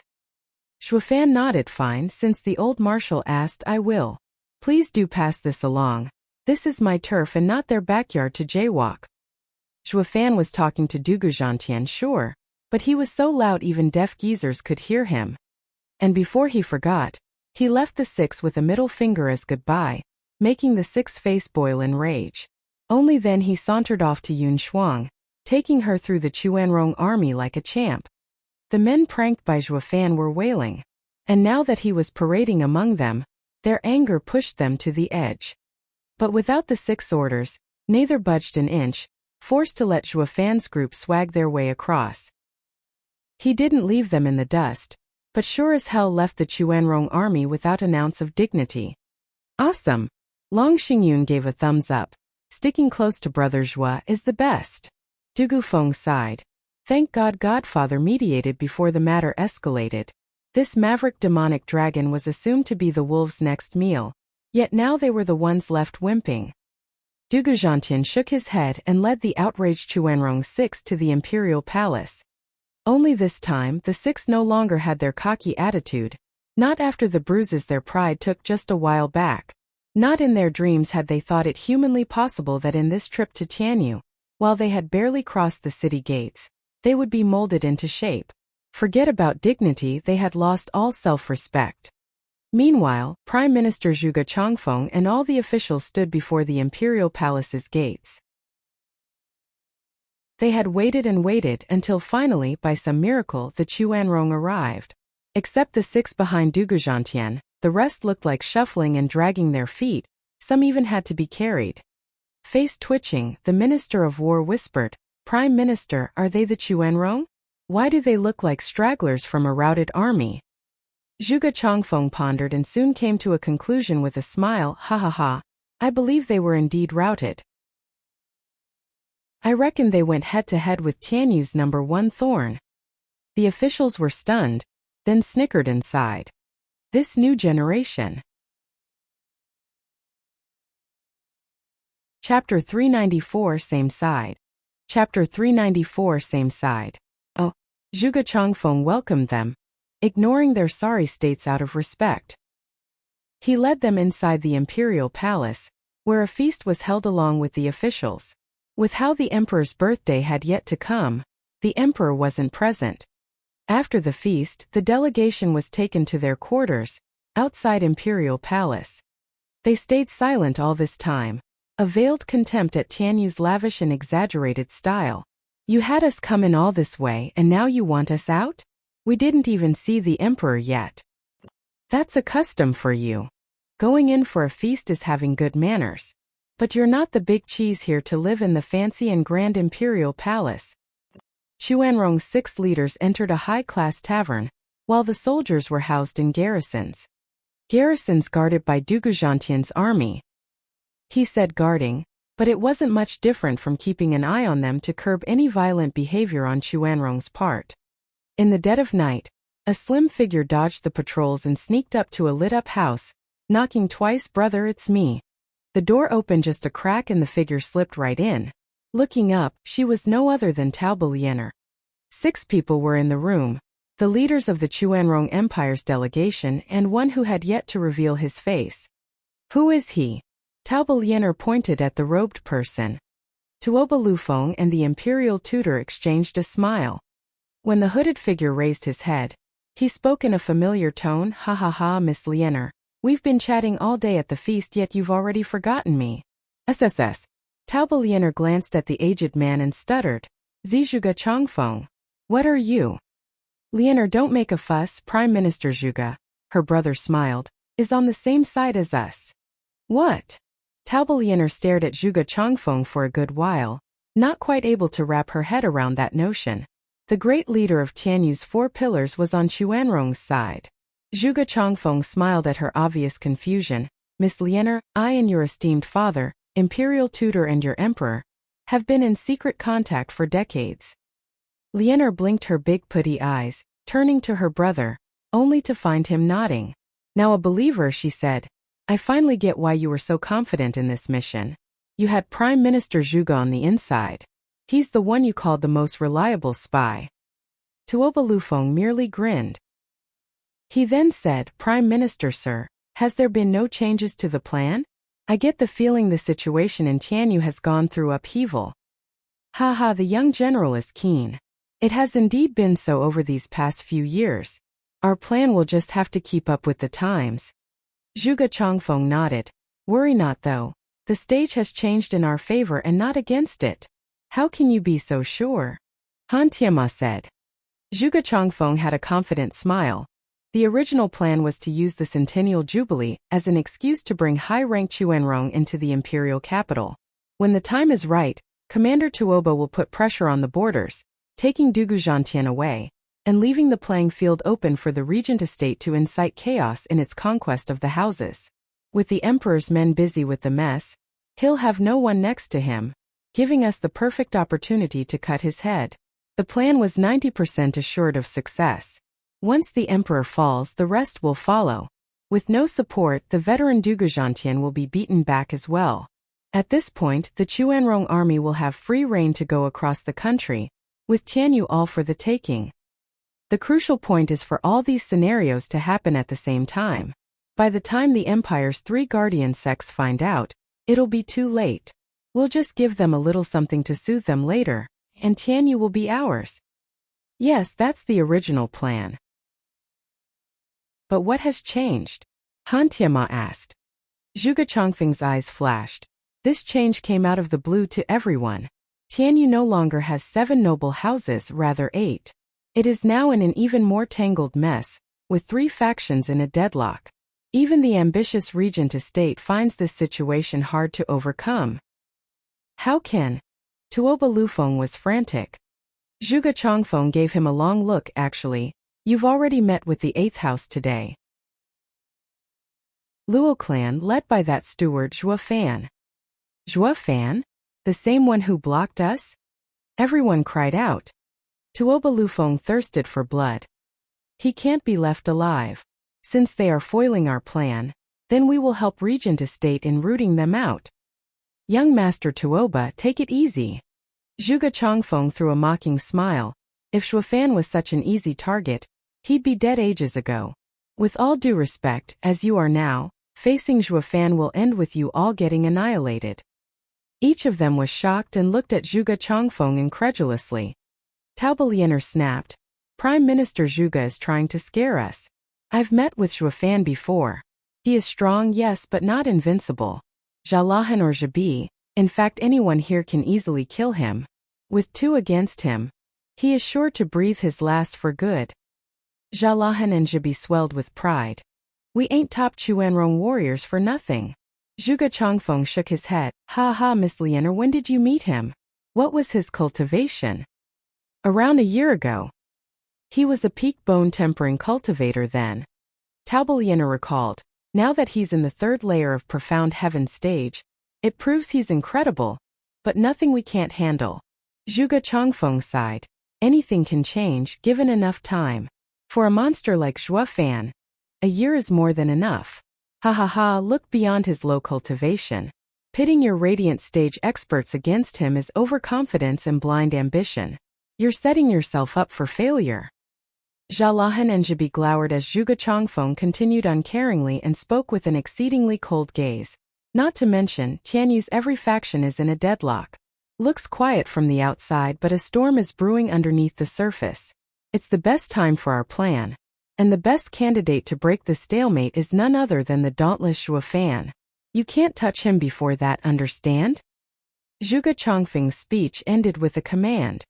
Not something the Chuanrong's top dogs would be keen to readily accept. Only Han Tianma was pensive before nodding. You know the situation better than us. We will listen to the Prime Minister. Zhuge Changfeng nodded pleased. He chatted for a while longer and then slipped away. His two elders were waiting outside. With Zhuge Changfeng gone, Zhalahan was the first to act out. Imperial tutor, young master, are we just going to do what the old fox said? We have no choice. We are strangers in a strange land and shouldn't act on a whim. Han Tianma said, obscure wolf. You have 3 days to find out about Tianyu's latest events. And this time, don't let the factions' relations and their actions escape your notice. Face red, Hu Lianchai bowed and left in the pitch-black night. Meanwhile, in the imperial palace's study, the emperor was reading the reports when a reportee came. A black figure kneeled. Your Majesty, news has come that the Chuanrong delegation is housed. Also, the Prime Minister has made contact. The emperor's beard shook and he grinned, ha ha ha, it has finally begun. The emperor took black and white pieces from a chess box beside him and threw them on the ground. The pieces are in play. All that's left is a checkmate. At the parish's observatory, Yun Shuang inspected the sky with the heaven communing apparatus. Zhuo Fan stood watch with a frown, replaying today's events. That Chuanrong girl in particular kept coming back to him. The heaven communing apparatus stopped and Yun Shuang looked winded, with faint sweat on her brow. How is it, Shuanger? Any changes for the better? Zhuo Fan asked. Shaking her head, Shuanger was grave. Not only there are no changes for the better, but the crouching dragon looks more imposing, ready to take flight. Zhuo Fan knew it to be the sign of being on the brink of ruling this land. In other words, Chuanrong's arrival made the imperial family more powerful. That's terribly strange unless… Zhuo Fan's eyes glinted. Yun Shuang begged, Steward Zhuo, this sight has shown me that the land will be in even more chaos. The people will be in pain, suffering, and will be wretched. I beg of you, please save them. You alone can change this fate. Yun clan people are so strange. You've set aside your revenge for your kin and instead care for others. Zhuo Fan grinned, no worries, you are with me now. I will help you achieve your wish. No, it's for the people, Yun Shuang justified. Zhuo Fan teased, I'll do it for you, but don't feel like doing the same for the people. Now, who do you want me to do it for again? For me. Blushing, Yun Shuang lowered her head. Zhuo Fan laughed, his mind filled with constant thoughts. Everyone is dead, focused on the Luo clan.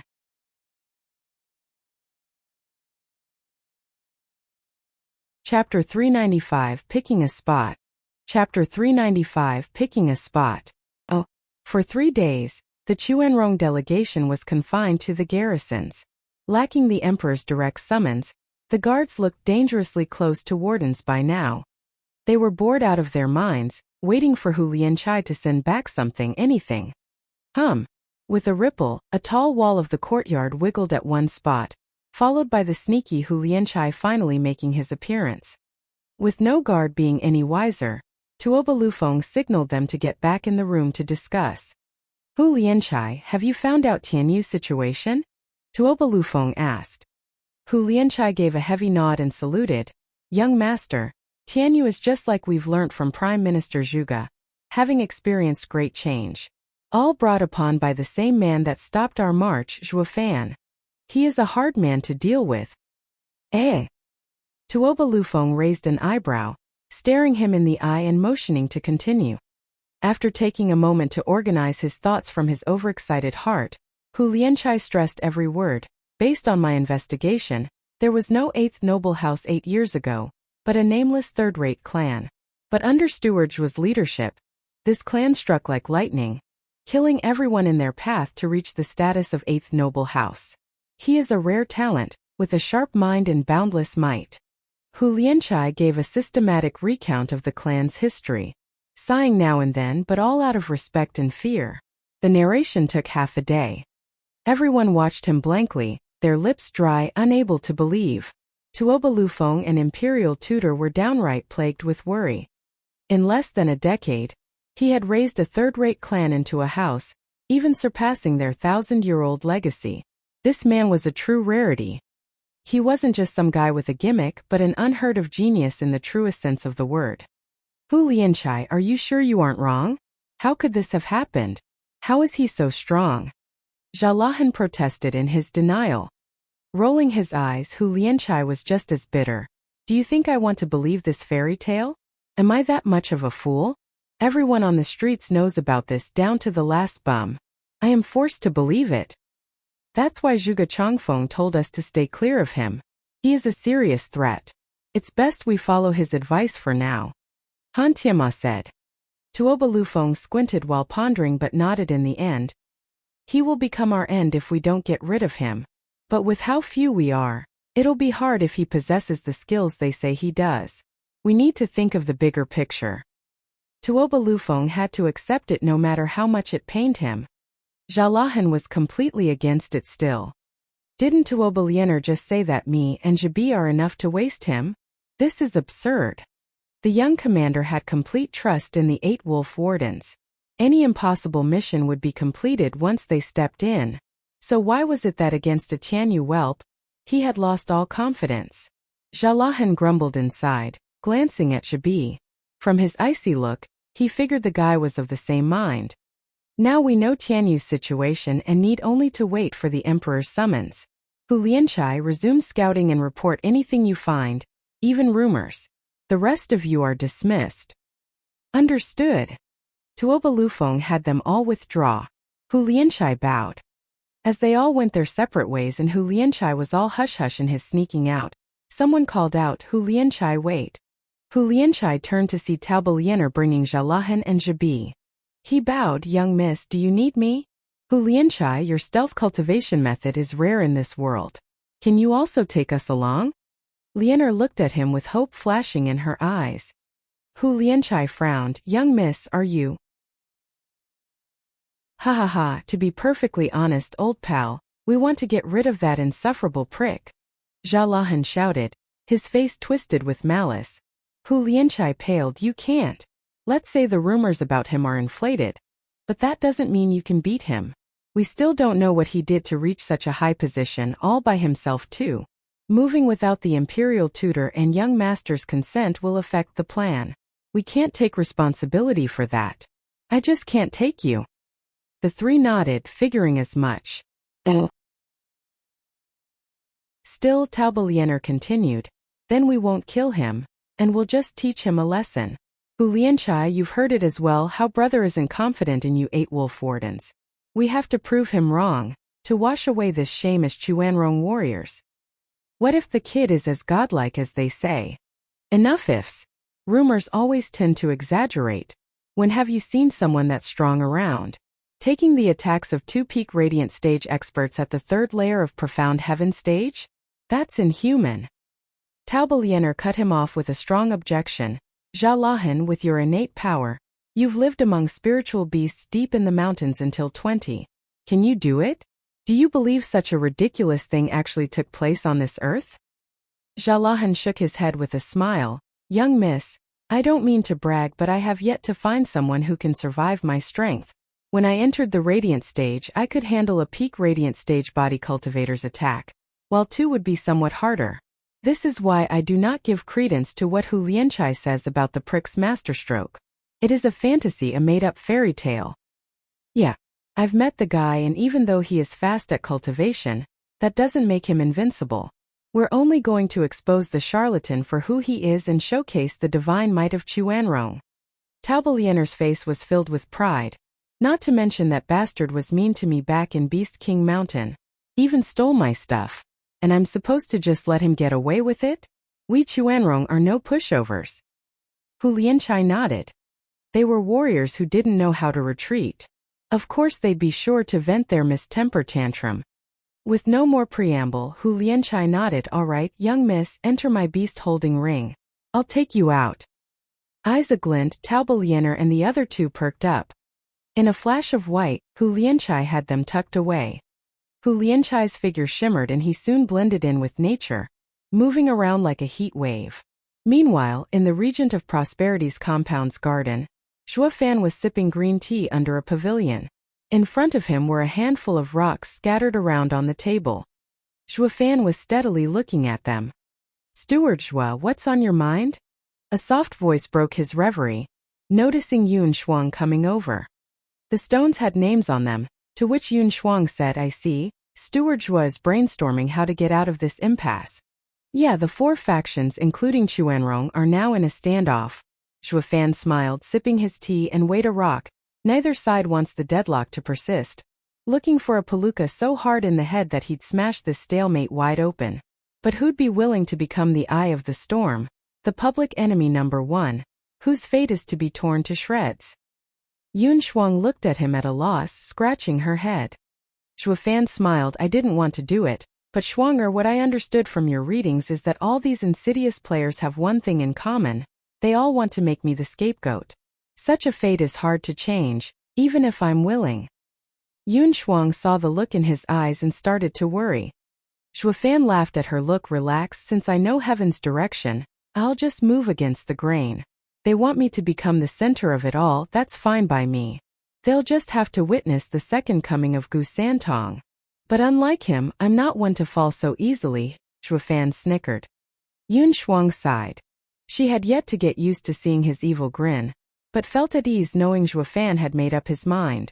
Yoning took this moment to make her presence noticed. In her fashionable and cross-gender, cross-cultural, cross-age, cross-dressing, scholarly get-up, Shuanger, Zhuofan, to celebrate Imperial Father's Centennial Jubilee, the Imperial capital is holding a lantern festival.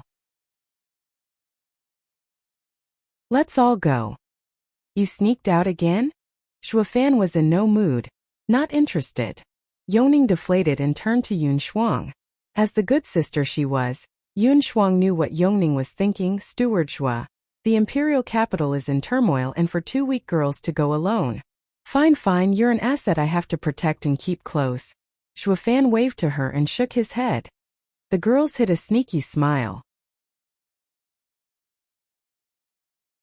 Chapter 396, Ambush at Lantern Festival. Chapter 396, Ambush at Lantern Festival.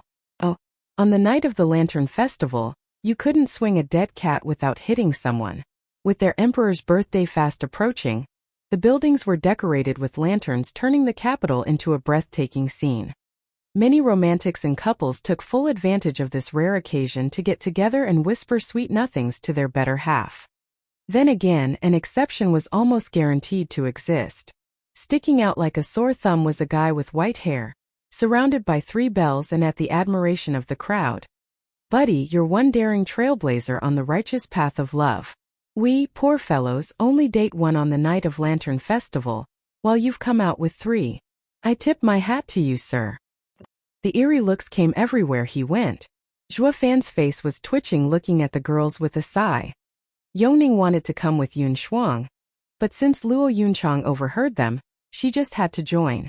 She even shot down anyone else who wanted to join them, lest they became a third wheel. Sister, please, isn't it already a crowd with 3 girls in tow? Zhuofan rolled his eyes, hearing the bubbly girls giggle and chatter. All this time he was sighing and sighing. At some point, a sharp and heavy sound came, followed by a mighty pressure clearly focused on Zhuofan. Dodge! Zhuofan waved at the girls, sweeping them off their feet and sending them 100 meters away. Yoning ended up sputtering dust from the maltreatment. She slapped the ground, getting to her feet, and told him off. Zhuofan, what the hell is wrong with you? She was royally pissed. Here she was taking the guy on a night out and earning some brownie points, and the twit had sent her flying. That's no way to treat a friend, especially a princess. But noticing that Zhuofan was staring at the sky, she did as well and gasped. The other girls paled as well, filled with worry for Zhuofan. A bludgeon easily 10 meters in diameter came smashing on Zhuofan's head. On the other end of the mace was Zhalahan, with bloodshot eyes and a malignant face. He wanted to flatten Zhuofan in one strike. You pompous cretin, weren't you godlike? Try this on for size. Zhalahan cackled inside. The average people participating in the lovely festival shivered all over and scurried for their lives. Where did that meteor come from? It'll ruin the celebration. The ever-cold Zhuofan flicked his Qilin arm, now shining red. Bam! Zhuofan smacked the bludgeon into the pavement, sending an earthquake that flattened anything in its path, destroying the lanterns. The girls flew again from the shock wave, with blood coming from their mouths. Finally recovering their wits after the fall, they found a dozens of meter-wide crater at the epicenter. The golden bludgeon stood there majestic and Zhuofan was buried under it. Zhuofan! The girls' cries went unanswered. Xiaolahan floated above, pleased as punch, holding the mace. Ha ha ha, I knew you weren't up to snuff. One smash and I've plastered you. I should have just used a third of my power instead. Xiaolahan! A figure flashed above the mace. Taubeliener, look what you've done? Didn't we say we're only teaching him a lesson? Why kill him? And there's not even a corpse left. How will we explain this to the others? Shrugging, Xiaolahan chuckled. It's not my fault that the brat was weak and was posing around with that cocky attitude. What taking 2 peak radiant stage experts attacks? That was clearly a lie. If I had known he was a wimp, an average profound heaven cultivator, I'd have used only 1%. Humph, he had it coming. That's besides the point. It was us who acted first. With such a ruckus our plan, Taubeliener face-bombed. Her rant came to a halt when a casual voice said, "What is your plan?" The two watched the massive bludgeon rocking, unleashing heavy tremors. Why, young miss, that power! Xiaolahan felt himself being lifted along with his arm no matter what he did to stop it. The force came from the crater and he realized that he didn't have enough strength to fight it. This is impossible. Since when did the world have such a mighty being? Xiaolahan narrowed his eyes and watched Zhuofan lifting the mace up with one hand, like a giant holding the heavens. His casual look gave the feeling that he wasn't even pushing it. Zhuofan! The girls cheered. Taubeliener pointed with a trembling finger. He's still alive and not a scratch on him. Xiaolahan, use everything to push him back. I already am. Gnashing his teeth, Xiaolahan's face twisted as he swelled under the strain. But no amount of strength proved to be of any use, still being unable to budge the mace. Taubeliener paled, looking at Zhuofan like he was a monster. Can the rumors be true? Does he truly surpass the strongest of our people, Xiaolahan? She used to think that her father's savage wolf was the strongest person there was. But today Zhuofan was handling him like a child. Zhuofan put on a savage grin. This doesn't look like a good place to chat. That makes this stick an eyesore. With a cold glint, Zhuofan gripped harder. Crack. Snapping sounds jarred the ears of everyone as the bludgeon was covered in fractures. Zhuofan added just a hint more oomph and the giant stick fell into pieces. Everyone watched in stunned silence. The Chuanrong were even more shocked. The purple gold-forged heaven-breaking bludgeon was a 5th-grade spiritual weapon, and this guy used his brawn alone to crush it in his hand. What is he? Xiaolahan's face was unnatural, to say the least. He had never heard of such freakish power and was now shocked to his core. As a typical narcissist, he took it upon himself as being the best there was, only to face the harsh and cruel reality. There would always be someone better. Zhibi and Hu Lianchai acted as spectators, scared out of their minds. The rumors didn't even do Zhuofan's power justice.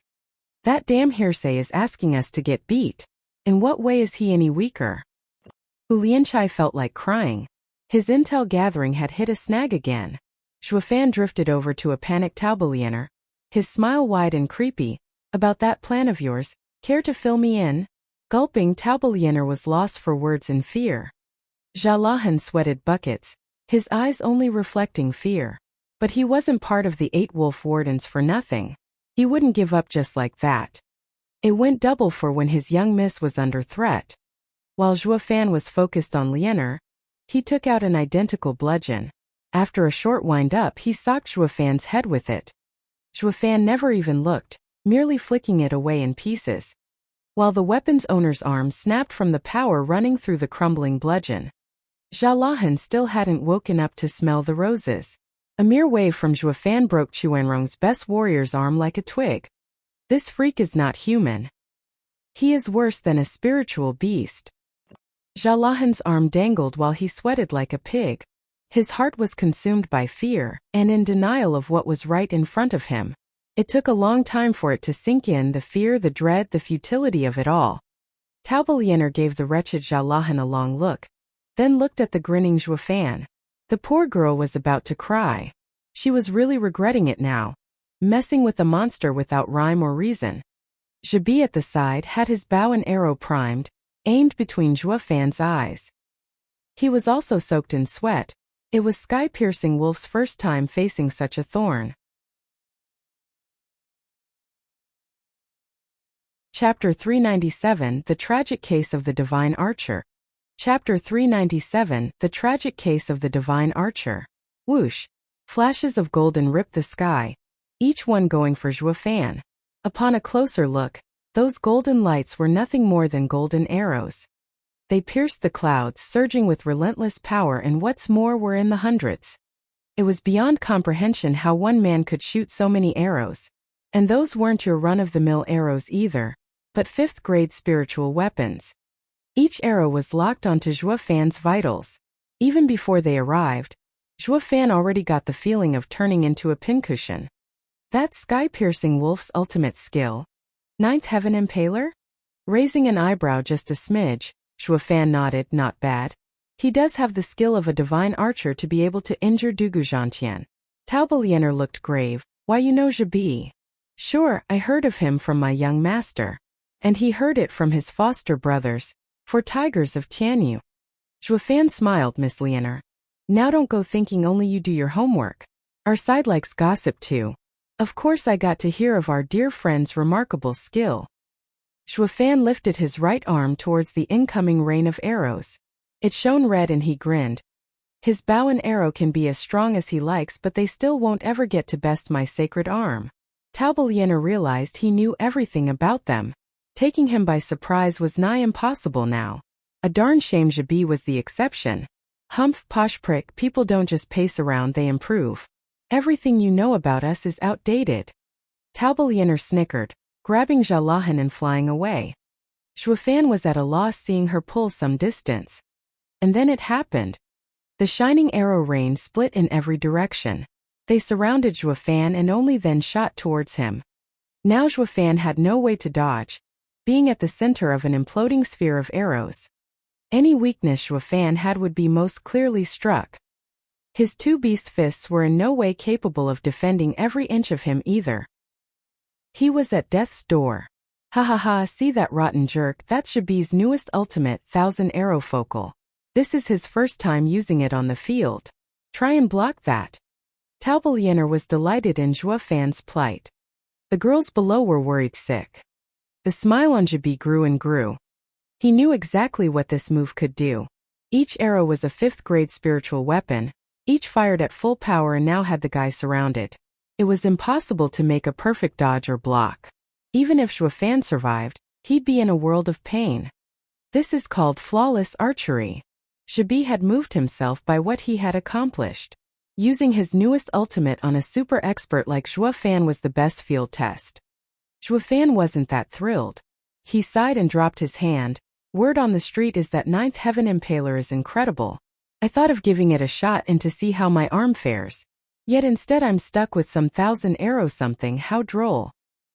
Zhibi almost spat blood. His toil and sweat in creating this ultimate skill had earned a huge ixnay by Zhuofan's evaluation. His heart couldn't take it. Humph, ignorant sad sack, we'll see who's crying later. Taobalianer stuck out her head, having the same reaction. Humph, cut the act. You may be strong, but not even you can fend off this attack. You're finished. The sparkling arrows were this close to prick Zhuofan. Not that he cared. How about a bet? If even one arrow touches me, my head is yours. If not, I ask Miss to be kind enough to explain that little plan of yours. Fine. Taobalianer was incensed, replying on the spot. While Jalahan was panicking. Young Miss. Lianer dissed him with a wave. The glittering arrows were now a meter away from Zhuofan. There was no way he could get out of that, not when they covered all exits. Taobalianer thought this bet was a foregone conclusion. Jalahan nodded as well, snickering inside. The kid is strong but not capable of avoiding all of that. Young Miss will win by a landslide. But their next reaction was, Holy Mother of God, how can he do this? Zhuofan squinted. A soul ripple flashed and he picked up on Zhibi hiding behind a tree 1000 meters out. Shabi sensed it as well and knew that Zhuofan had found him. Though he wasn't afraid. The arrows were this close to turning Zhuofan into a pincushion. He had bigger things to worry about than the shooter. Under the shocked and disbelieving gazes, Zhuofan lifted his right arm like a king and snapped his fingers just as the first arrow reached his chest, demanding go. Whoosh! The hundreds of arrows disappeared, appearing 1,000 meters away, aimed at Shabi's hidey hole. What the hell? Shabi was scared out of his mind and dropped all demeanor, now surrounded by his own attack. With blasts galore, each arrow went for where it hurt. Flashes streaked the night sky on and off, in tune with the wails of agony in between. Venturing a guess, it was safe to assume that the divine archer had no friggin' clue how the hell this had happened. His first lab rat for his newest ultimate was himself. Something black and smoking plopped onto the ground, twitching now and then, squirting blood from God knew where. All that was secondary though, what mattered was the gibberish coming from his mouth, with shock reflecting clearly in his eyes. More or less along the lines of cursing and wailing. Zhuofan's right eye's golden halo subsided and he laughed, ha ha ha, a true sky-piercing wolf and of flawless aim. Every last one of those hundreds of arrows hit true. I bow before the master. Taubeliener and Jalahan were slack-jawed. Their minds were spewing curses, obscenities and vulgarity faster than that divine archer's shot. What just happened? What did he do? Oh God! Lost was the look of confidence and pride on the two. All they could express was fear and shock. Where the hell did he come from? The arrows just turned on their own maker without so much as a warning. How in blazes is that even possible? Zhuofan smiled his creepy grin, Miss Liener. It appears that we have a winner in our little bet. I do hope you'll concede. Gulping, the two faltered away from Zhuofan, looking at him like he was a monster hell itself spat out. Zhuofan wasn't just brawn, but armed with fancy tricks. Now they realized how true Zhuge Chongfeng's warning rang. He had cleaved through the 7 houses by himself so far for a damn good reason. Sweet mother of mercy, just who in hell would ever mess with this freak? They even praised Regent Estates Balls for actually fighting this guy for so long. Miss Liena, there are 2 kinds of people I abhor. The overconfident ones and weasels. You've checked the first type. Now I hope for your sake you won't make the mistake of checking the second. I may have to actually get serious. Zhuofan stared them down. Taubeliener's heart was in pain. Zhuofan had appropriated all of her shaping spring back in Beast King Mountain, and along with all those ingredients on top, leaving her high and dry. And now he had the cheek to preach to her about Welchers. This guy was a filthy skeeve. Jalahan was turning red, wanting to plunge his head into something. Anything. He was Chuanrong's finest in terms of strength, cleaning the battlefield like a reaper on his day off. Yet this invincible and prideful warrior had just stepped out for a second to put a profound heaven bugger in his place. But lo and behold, the awe-inspiring savage wolf was taught a lesson in humility instead. His prideful heart found it hard to even beat. But what could you do, eh? This world was based on power. If the guy had you beat and said you were a disgrace, then that answered that. You could be in denial all you want, but you better damn well sit back and take it. If you know what's good for you. Or you could always retort. But was your fist tougher? Didn't think so. Compared to Tianyu, who practiced righteousness, the Chuanrong revered the strong. In front of Zhuofan's power, the two couldn't get a word in. At least the average second generation would be looking for a backer right about now, like my dad's the mayor, or something. But wait, the Chuanrong despised such things. A loss was a loss regardless of how. To the point that they weren't even shouting out the fact that they were delegates with diplomatic immunity. Kill me. Taubeliener stuck out her neck, stubborn as a mule. Zhuofan grinned, his fingers crackling. Are you sure that you want to test me? You may be the Chuanrong delegation finding jaywalking normal, but when going after the best steward beneath heavens, I have the right to judge you. Zhuofan's fist flashed red, his killing intent skyrocketing.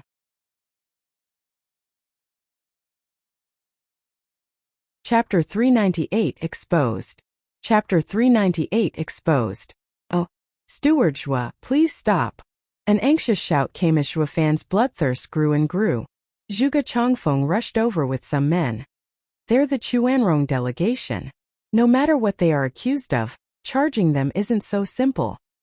Zhuofan eyed him. Prime Minister Zhuge, by the looks of things you know what they're up to. Then you must also realize that they came here to kill me. Steward Zhua, please listen. They have come to solve their private matters. It has nothing to do with politics. You know what will happen if you kill them. That is not something you'd want.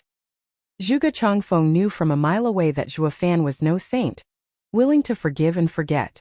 So instead of appealing to his non-existing humanity, Zhuge Chongfeng baited him with cold hard benefits. If you let them go, I promise they will be of use to Steward Zhua one day. You are an intelligent man. I needn't say more. Zhuofan was pondering. Zhuge Chongfeng pointed out that the delegation were all in close relation with Commander Tuoba Taizhan at the border. If they died in Tianyu, the old man would march his army down south. That would mean two things. First, the doer would be the culprit. With Zhuofan killing them, his head would be the only thing that could appease him. But would Zhuofan just hand it over like that? No way in hell. And the Chuanrong would take advantage of the chaos in Tianyu and invade. The emperor definitely didn't want that, so he'd choose the second option. One that would let the emperor sleep with peace of mind. If Chuanrong invaded, the whole of Tianyu shall resist it, the 8 houses and the 4 pillars included. As for you, Zhuofan, the culprit behind it all, I'll let this go, but go out there and fight. Fight till your last breath and bleed out on the battlefield. The emperor would not only have all the other factions weakened in the name of Tianyu's safety, he'd also showcase Tianyu's power and give the Chuanrong a lesson they will not soon forget. It would end up with everyone being the loser except the emperor. Now that right, there was a classic case of the fisherman. Zhuofan clenched his fists, then relaxed his killing intent. Zhuge Chongfeng eased a breath, knowing Zhuofan still cared about the big picture. It's so nice to talk to smart people. Before he finished though, Zhuofan's snicker had something to say. Right, Prime Minister sir, this time you owe me. I'll be sure to collect it in due time. Zhuge Chongfeng let out a strained laughter. The kid sure knows how to take advantage. He knows letting them live is in his best interest, yet he is saying that he only did it for me. Then again, with how close he was to the Chuanrong, Zhuofan's words weren't that far off. All right, I owe you one. I will do my all when you need me. Zhuofan nodded, his eyes flashing.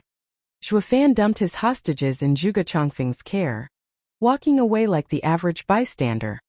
The 4 scheming demons had heard the commotion and scampered over on the double. But seeing that the party was a bust, they slumped into depression. We were late for the fun. Zhuofan glanced over at them and thought, perfect timing. Dumping the trio of babes in their hands, he went to take care of his own matters. With the Lantern Festival ruined, buildings in shambles, people running scared, and nothing else to see here, the girls went home. Zhuofan watched Zhuge Chongfeng's Chuanrong with a twisted smile. His right eye flashed golden and he was gone. Whoosh! 2 shadows popped up the next second in Zhuofan's place, looking all over. God damn it. The rotten brat moves around without logic with his twisted skill. Just how are we supposed to follow? Let's just report back to the captain. We've just been given the damn slip. The other shadow was gone. The first one left just as quickly. In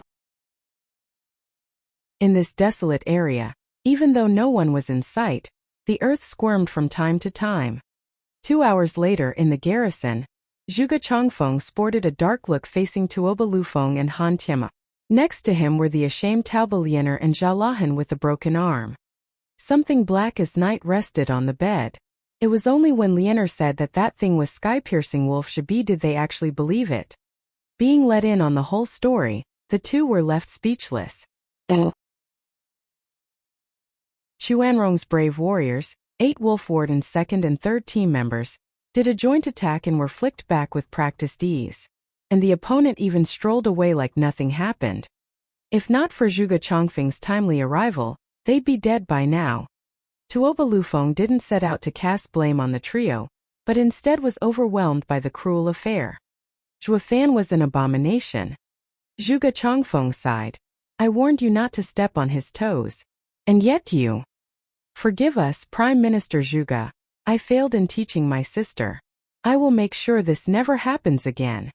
Tuoba Lufeng bowed, glaring at Lianer and Jalahan until their faces were red from shame. As for Jabi, he was just laying there in his blackness. The earth squirmed and Hu Lianchai came out. He gave his salute and said, "Prime Minister, sir, Zhuofan had a tail like you predicted, but he is truly remarkable. I don't know how he did it, but he even left me behind, not just those two. The two tails left to report instead of following you here." "Ha ha ha, they're His Majesty's men all right. But that kid sure is cunning and sly like a fox. There may very well be no one in Tianyu capable of following him. Those two guys were merely trying their luck." Zhuge Changfeng mocked and praised, "Obscure wolf, you are quite smart yourself to come to me first for help. Good, very good." "Prime Minister, sir, that Zhuofan was too much of a monster. I was afraid of being wiped out and thought only sir could help. Without Prime Minister Zhuge's help, my sister and my men would have been slaughtered at the hands of that twisted maniac. As a brother and young commander, I express my deepest gratitude." Tuoba Lufeng gave a 90 degrees down angle bow. Zhuge Changfeng shook his head. "Young master, there's no need. Even without my interference, Zhuofan wouldn't have killed them." Tuoba Lufeng was lost, but sister said his killing intent was actually visible. Zhuge Changfeng shook his head. "He is not feared for his brawn, but for his insidious and twisted mind. His savage routine was all to draw me out. The one who comes out to save you first is bound to be the one closest to you. I presume that even His Majesty knows about our connection now." "What?" Tuoba Lufeng cried. "What do we do now?" Zhuge Changfeng said, "It's fine. The difference between overt and covert schemes is that the latter will never see the light of day, while the former does not have such limitations. It won't change a thing even if they do know. The events will continue to play out like normal. I can no longer stop them." "But wouldn't it have been better if we weren't exposed?" Tuoba Lufeng sighed. "Prime Minister, sir, why did you come out knowing Zhuofan's intent?" Zhuge Changfeng's brow trembled and he spoke in a dark tone. "Because I couldn't gamble whether Zhuofan act or not and chose to play it safe. I have read many people in my life, but only two have failed to open to me like a book. He is one of them." Everyone was stunned. Zhuge Changfeng was known as the best mind in Tianyu, yet he couldn't see through a brash kid. Zhuge Changfeng smiled in reply to their thoughts. "I caught a glimpse of him before the esoteric debate, but ever since after the event, he is closed to me. Or it may be that I don't even want to see. Because in that battle, he had done terrible and unimaginable things." "What?" Taoba Lianer lit up. Zhuge Changfeng sighed. "He lost his mind over a girl. It was my first time seeing him like this. In his madness, he had executed some of the most savage ploys, ending with the death of Regent Estate's eldest young master, and plunging the Luo clan into the twisted world of politics before its time. All of these were rash and ill-advised choices. He was sure of it as well, but made them anyway.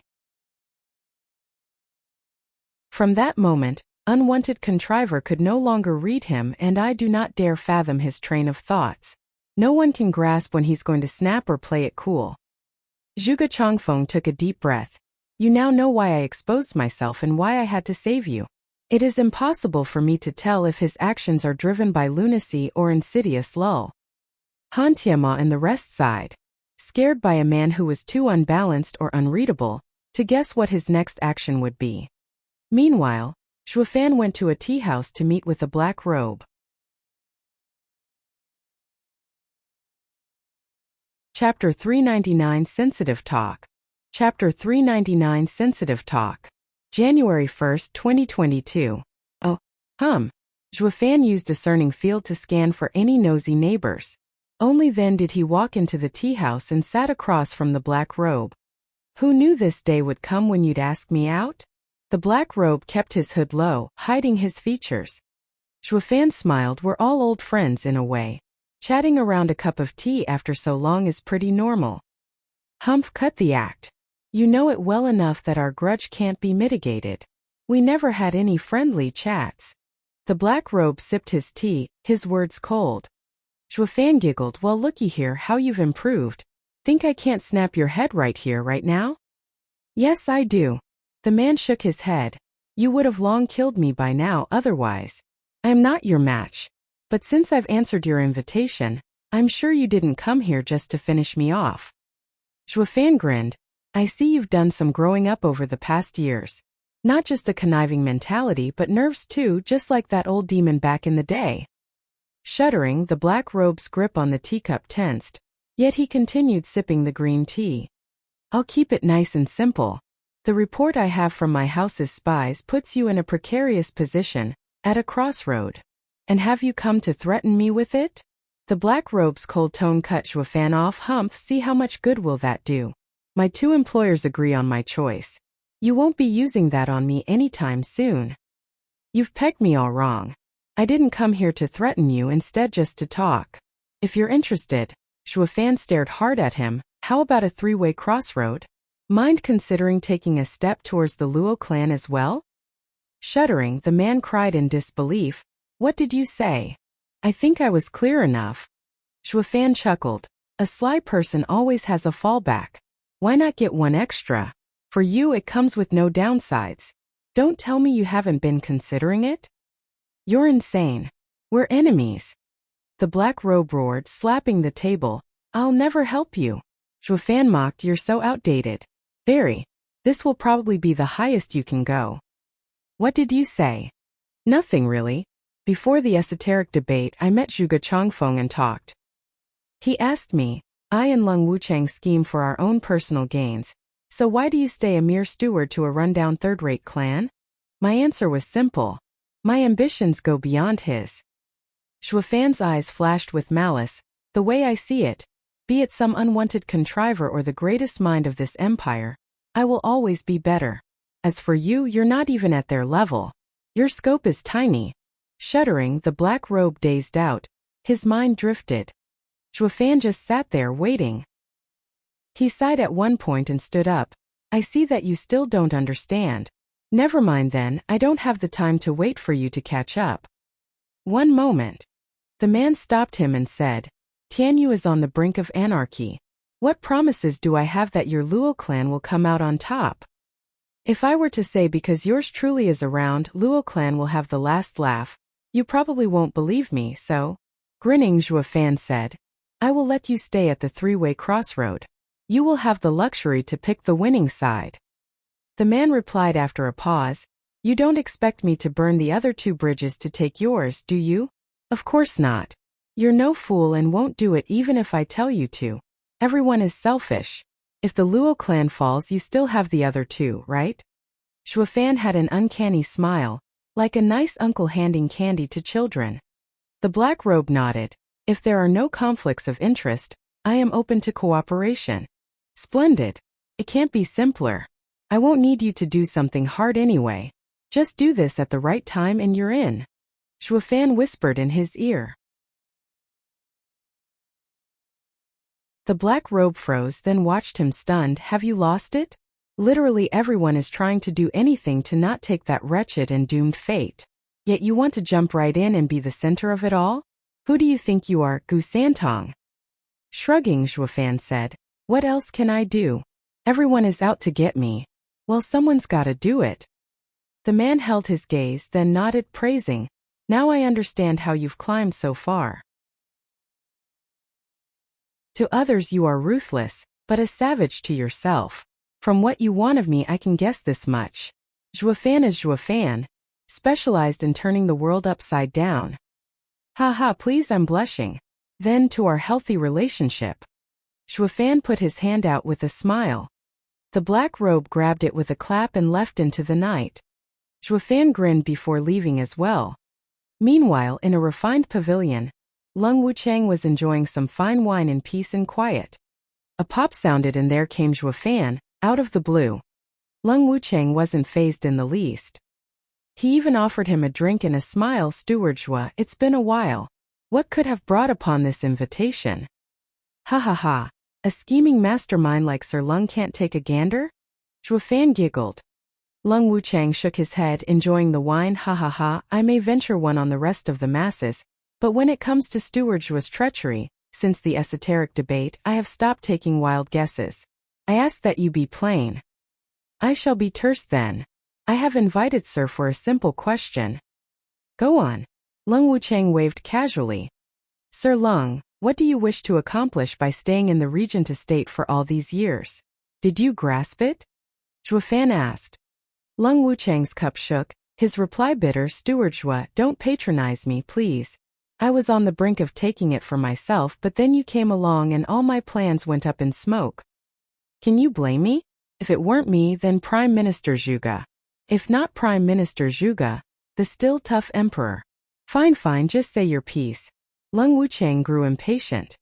Zhuo Fan turned serious. Sir Lung, you have toiled in the Regent estate for decades with the prize nowhere in sight. Perhaps you may have an easier time down at the Luo clan? What? Lung Wuchang jumped, then cracked up. Steward Zhuo, you've now come to steal me away? Sorry to disappoint, but what I want is something you can't understand. Moreover, the Luo clan has you. Won't adding me make it crowded? And if I'm not in the Luo clan? Squinted Zhuo Fan. Lung Wuchang cried. There's no way that can happen. Following with a shake of his head.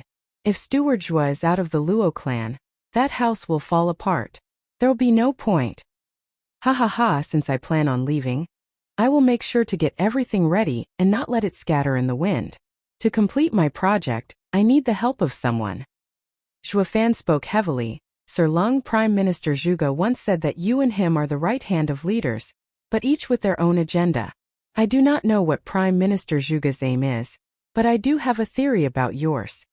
Do you remember telling me how with the three of us together, nothing can stop us? Got me thinking. You may appear conceited, but you wish to prove yourself to stand out. I am giving you the chance now to take all the credit. Zhuo Fan whispered in Lung Wuchang's ear. Lung Wuchang's calm slowly gave way to shock, and then his eyes became bugged out. Steward Zhuo, that's a huge undertaking. You plan on uniting the continent? Lung Wuchang asked, still in shock. Zhuo Fan smiled, never dreamed of it. I am not a schemer at heart, but a cultivator yearning for the Tao, while Sir Lung is more than eager to have such a grand achievement. Lung Wuchang nodded with a frown. Yes, this is the greatest achievement of all times. But with Regent Estate's legacy, it's no problem grasping it. Why then do you insist on having me turn to the Luo clan? Because that's where I am, and there are some things only I can provide. Zhuo Fan put on a mysterious smile. I won't force Sir Lung to make a decision now. All you have to do is a nudge from you at the right moment and you'll be on board. As for the future, you can help the Regent estate as its steward in any way you wish.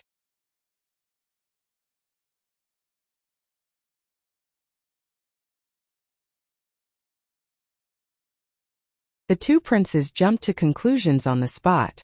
Luo Yunchang was staring daggers at the couple, her heart consumed by jealousy. When did they get so close? Sigh, some outstanding men have so much appeal, everyone wants them. Nobody noticed the second prince in the corner showing an odd look seeing the two princes so close to the couple. Brother Zhuo, you're an eminent romantic. Every time I see you, you're holding a bell in each arm. Mind letting this bachelor in on your little secret? His largeness sighed. Zhuo Fan merely waved. Fatty, I'll be frank here. Everything before was a lie, while only today is real. Yun Shuang blushed harder, her heart frantic. When did Steward Zhuo have such feelings for me? Luo Yunchang shuddered, her mind blown. It was the first time Zhuo Fan was open about his feelings, never speaking of them even in front of Chu Qingcheng. Why is he suddenly baring his soul for a lady he had met not a month ago?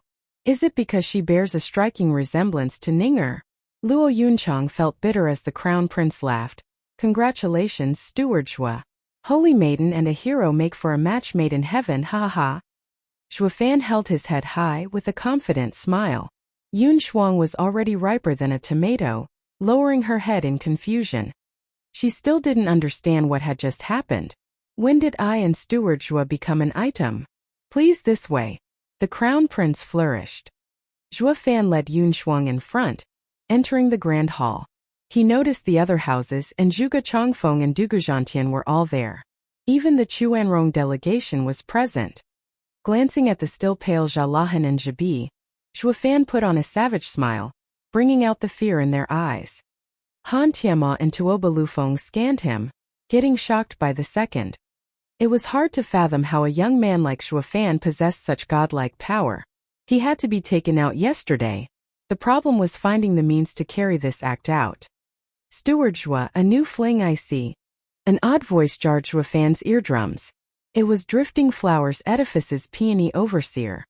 She took Chu Qingqing's place in expressing her total objection with fiery and angry eyes. Peony, silence. Don't be rude. Grandmother glared at her and then smiled at Zhuofan. Ha ha ha, Steward Zhua, don't mind her temper. How could I? She is right after all. I do have a new fling. Zhuofan pulled Yun Shuang's hand for emphasis, flashing past the people and towards the Luo clan's lavish seats, making sure to seat Yun Shuang right next to him. His act made all the girls frown with envy. Secondly, Yun Shuang was blushing even harder, being showered by the Drifting Flowers Edifice's stares. She couldn't meet their gazes, feeling shameful for doing something she shouldn't, like snatching Zhuofan away. The thing was, she was clueless towards whatever that was going on here, Zhuofan being the main perpetrator. And so Yun Shuang sat on pins and needles, looking crushed next to Zhuofan. Her eyes were even tearing up. The houses, officials and the delegation took their seats soon after, followed by the princes going in front. The crown prince smiled. Ha ha ha. Today is my imperial father's centennial jubilee, a national holiday. All of you coming here, especially Chuanrong's delegation coming from afar, have brought much honor with your presence. A grand occasion for Tianyu and Chuanrong to join hands. Rolling his eyes, Tuoba Liufeng's side wasn't used to Tianyu's customs, preaching hypocrisies and all that. All I hear is that we've come to celebrate, that it's you who are the winners in this. And you're even thankful? What kind of joke is this? No one understood that in Tianyu the emperor ruled supreme. You newcomers have come bearing gifts for the emperor, giving him prestige. Of course we'd take advantage of you. Why else do you think you're standing here? Faced with such tangled logic, the terse Chuanrong could never wrap their heads around it. While the crown prince brushed up on his oratory skills, singing praises and all that, in the imperial study, the emperor in his best clothes was putting on a mean face, ready to join the festivities. Is everyone here? The emperor's eyes flashed. A shadow kneeled. Your Majesty, they are. Please give us orders. Good. I can finally see the end of this game. With carefree steps, the smiling emperor walked up to his desk and did a checkmate. The secret pearl order from 1,000 years ago is finally implemented. Tianyu is mine after all. Making a fist, the emperor turned and briskly walked towards the hall with the servants in tow. Woo! Finally we made it to 400.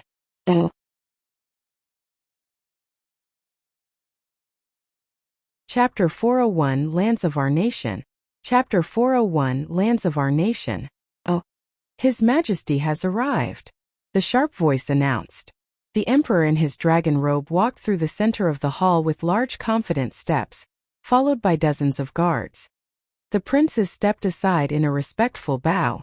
Be it the officials, the houses or Chuanrong delegation, everyone stood up and bowed to the man's glorious and stern countenance. The emperor took his seat on the throne and his eyes roamed the crowd. Today is my birthday, a day to celebrate for the entire nation. Everyone is welcome to the festivities, as are the faraway Chuanrong delegation. Take your seats. Thank you, Your Majesty. May you live a long and prosperous life.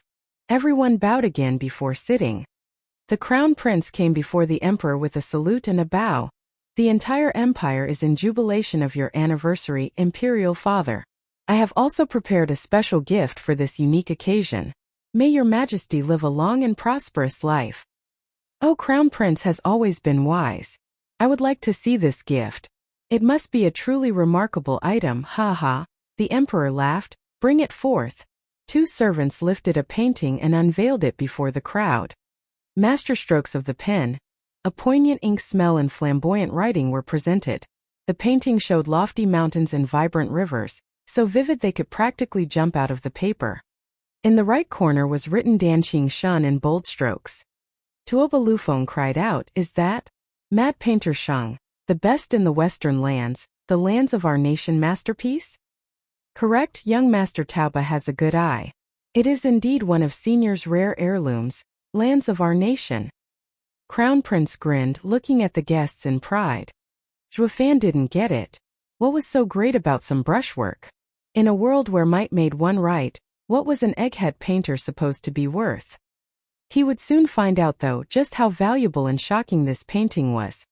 Everyone knows, be it Chuanrong or Tianyu, that the western lands hold a tiny and insignificant little kingdom. Yet 8 centuries ago, a talent was born in the same kingdom. Not only did his power surpass the kingdom's, but he was a scholar fascinated by painting, excelling in pen and sword. He alone had overcome 10 great sects, becoming the uncontested number 1. Everyone was watching Crown Prince, their ears focused. Every clan with even an ounce of renown had heard of this legend, but no one took it to be true that a man like that was a painter. As for the newcomer Zhuofan, he was oblivious to it all. But every single man here held deep respect for such an unworldly expert, so he listened as well. Crown Prince cleared his throat, basking in the gazes of everyone. Legend has it that he drew one incomparable masterpiece, the lands of our nation. In those days he watched his lands in turmoil and a crazy ambition was born from his obsession with painting.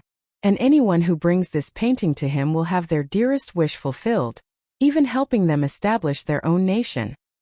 Everyone was startled. With Western Land's first expert's help, one could have all the lands he wanted, even the entire West. Tuoba Lufeng was grave, trembling each time he watched the scroll. If the legend turns true, that means Tianyu has a deadly weapon. We have to have it. Tuoba Lufeng and Han Tiema's eyes met, and they gave each other a secret nod. A casual voice was heard. Your Highness, where is this Danqing Shan now? Ugh! The Crown Prince turned to Zhuofan, cleared his throat once and said subdued, they say the senior has been missing for 8 centuries and no one has found any clues of him since. TCH. Zhuofan mocked, what damn use does a damn painting have if you can't find the right damn person? Laughter burst all over. Zhuofan was blunt as a birch stump but made damn sense too. The guy was gone for 800 years, so getting his painting wouldn't get you an inch of land. It was only good for showing off. Tuoba Lufeng and Han Tiema paused. How could an expert gone missing 8 centuries ago appear? In the end, the painting was just that. A piece of paper with ink on it. Posed no threat. The Crown Prince's cheeks burned, glaring at Zhuofan. For God's sake, you've upstaged me. I gave you all those treasures for nothing. The way the Crown Prince figured, this gift was useless, but using the legend around it, he would show off and earn his daddy's attention. But one simple line from Zhuofan had ruined everything. Now the imperial father will mock my gift. Though his heart was a mess, the emperor was calm. Crown Prince, I understand your good intentions for me, the people and the land. Using disreputable means to gain land won't last the test of time. The painting may not be practical, but it is a work of art. I shall accept it. Thank you, Imperial Father, for your guidance. Crown Prince bowed, gratified that the Emperor got him out of that mortifying moment. Present the reward, the Emperor said. The closest servant brought the Crown Prince a case containing a jade scepter. Crown Prince, you are my eldest and I wish for you to be safe and have all your dreams come true. Thank you, Imperial Father.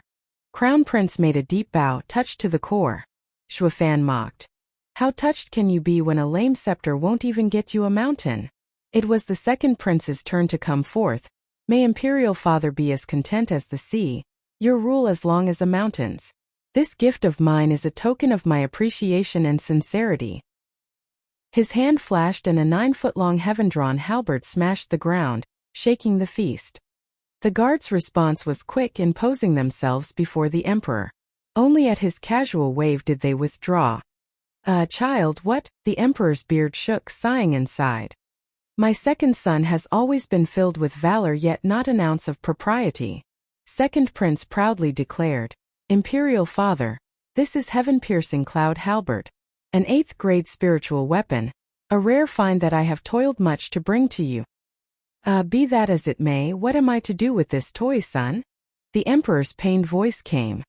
Second prince froze. Of course I've brought it for your safety, Imperial Father. Isn't that obvious? Or rather, you would stick to the elder brother's side but not mine. Second prince turned glum. Imperial father, this 8th grade spiritual weapon is far better than my eldest brother's painting. Shuafan snorted and rolled his eyes. Everyone watched the second prince with a heavy look. Dude, sure your toothpick is better than Crown Prince's paper, but you need to think of the circumstances. Today's emperor's anniversary, so you brought him a weapon to hail him long life? It would have worked for Marshal Dooku though. You are getting off easy being the emperor's son. Anyone else would have got the chopping block by now. The emperor sighed and shook his head, forcing a nod. I accept your gift, but I am unable to use it, so I will bestow it to you. I hope that it may help you in defending Tianyu and strike at the heart of its enemies. 2 servants pulled the halberd from the floor and presented it back to the second prince. Second prince grew flustered. Wait, Imperial father, that's the same as not taking my gift. Is my 8th grade spiritual weapon less than the elder brother's painting? Please reconsider, Imperial father. The emperor's face hardened and his eyes grew cold. Yonga, remember this. What I give you, you will accept without question. What I don't give you, don't ever try to take it. Am I clear? Shuddering, the second prince could feel the emperor's bloodthirst on his skin and nodded in fear. He withdrew while holding the halberd. The emperor perked up and nodded. But the mood was ruined, with the guests having lost their jovial air. They had witnessed the son of heaven's cruel and savage power. The emperor was not the mild and tempered old man, but a savage beast ready to jump out of that decrepit skin. You're tuning in to the Li Mei's Wuxia Whispers YouTube channel. We're so grateful for your support, and don't forget to subscribe to join us on this incredible journey through captivating stories.